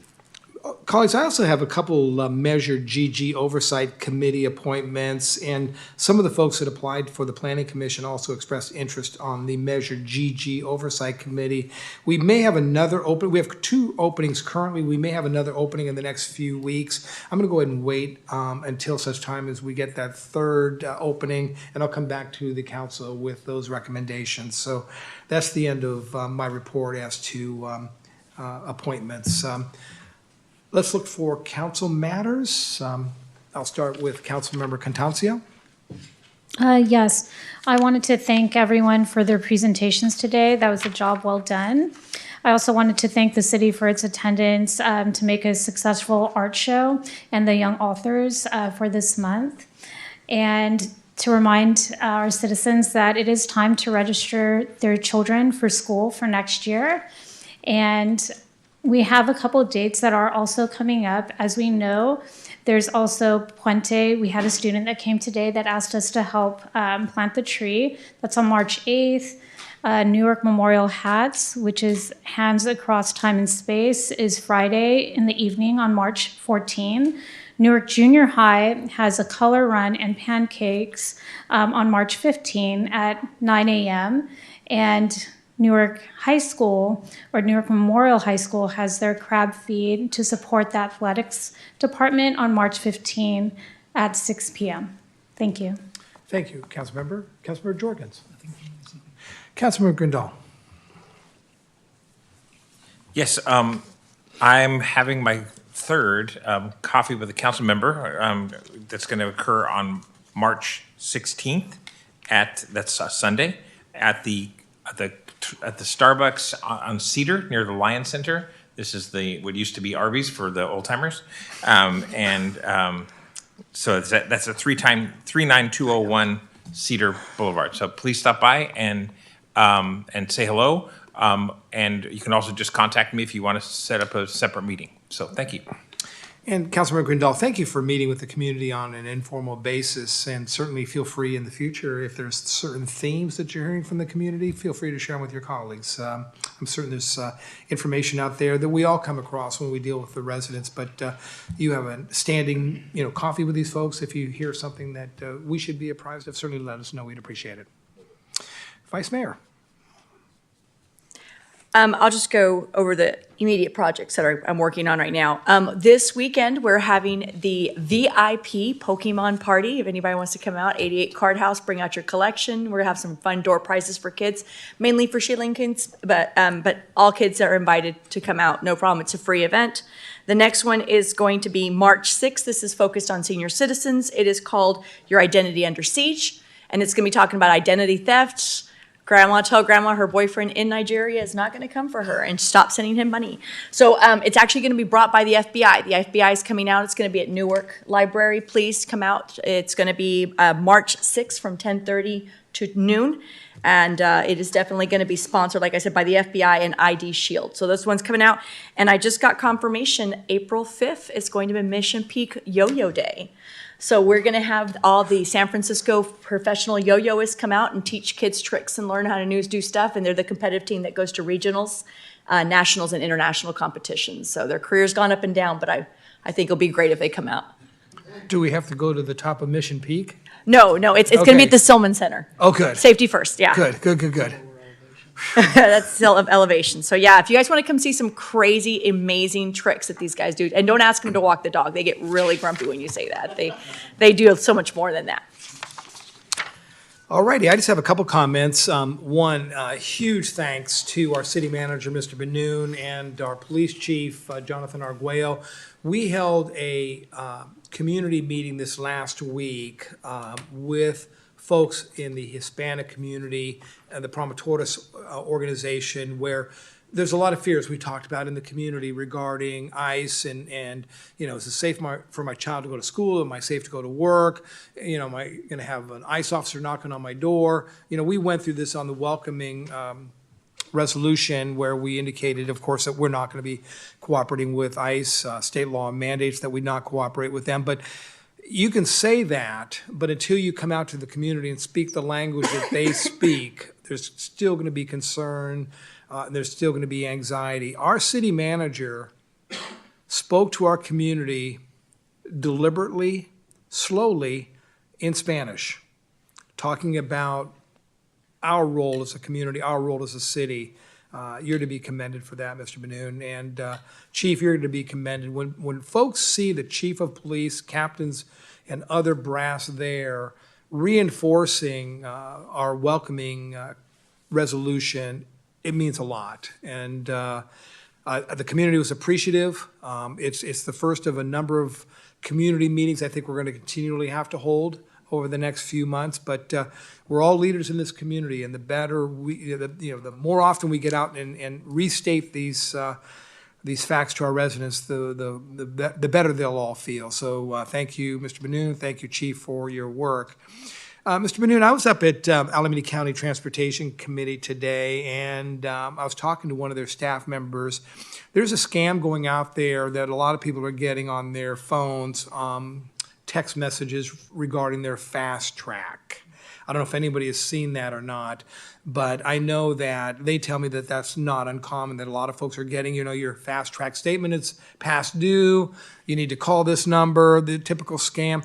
I don't know if there's an opportunity maybe at one of the quarterly newsletters, if there's a theme out there in the community on a scam that's going on, that maybe we advise our residents of that so that, they're going to see it, and it's certainly an opportunity to educate those folks that there's a lot of it out there, and if we can, put people at ease, that's the best thing. This Saturday night, there's a fundraiser for the Newark Memorial High School Band and Choir. It's a dinner. Tickets have already been sold, but you can still come to the event if you want dessert. So I would encourage my colleagues. I'll be there for dinner that night. I think they mentioned the Texas Roadhouse will be serving food, so I'm excited about that. So again, anything we can do to support our schools, we're encouraged to do that. All right, we're going to be adjourn the meeting, but we're going to go into closed session for conference with labor negotiators pursuant to California Government Code Section 54957.6. Agency designated representatives will be the Assistant City Manager Lenka Havorka, Interim Human Resources Director Dino, Special Counsel Jesse Ladd, Employee Organization, the Newark Police Association. Agency designated representatives, Assistant City Manager Havorka, Interim Human Resources Director Dino, Employee Organization, the Newark Police Management Association, and the Newark Association of Miscellaneous Employees. Unrepresented employees subject to the compensation and benefit plan for the confidential employee group. Agency designated representative interim human resources director Dino. Unrepresented employees subject to the compensation and benefit plan for the management, supervisory, and professional employee group. Are there any comments to the council before we go into closed session about the closed session? Okay, we will adjourn to closed session. I know.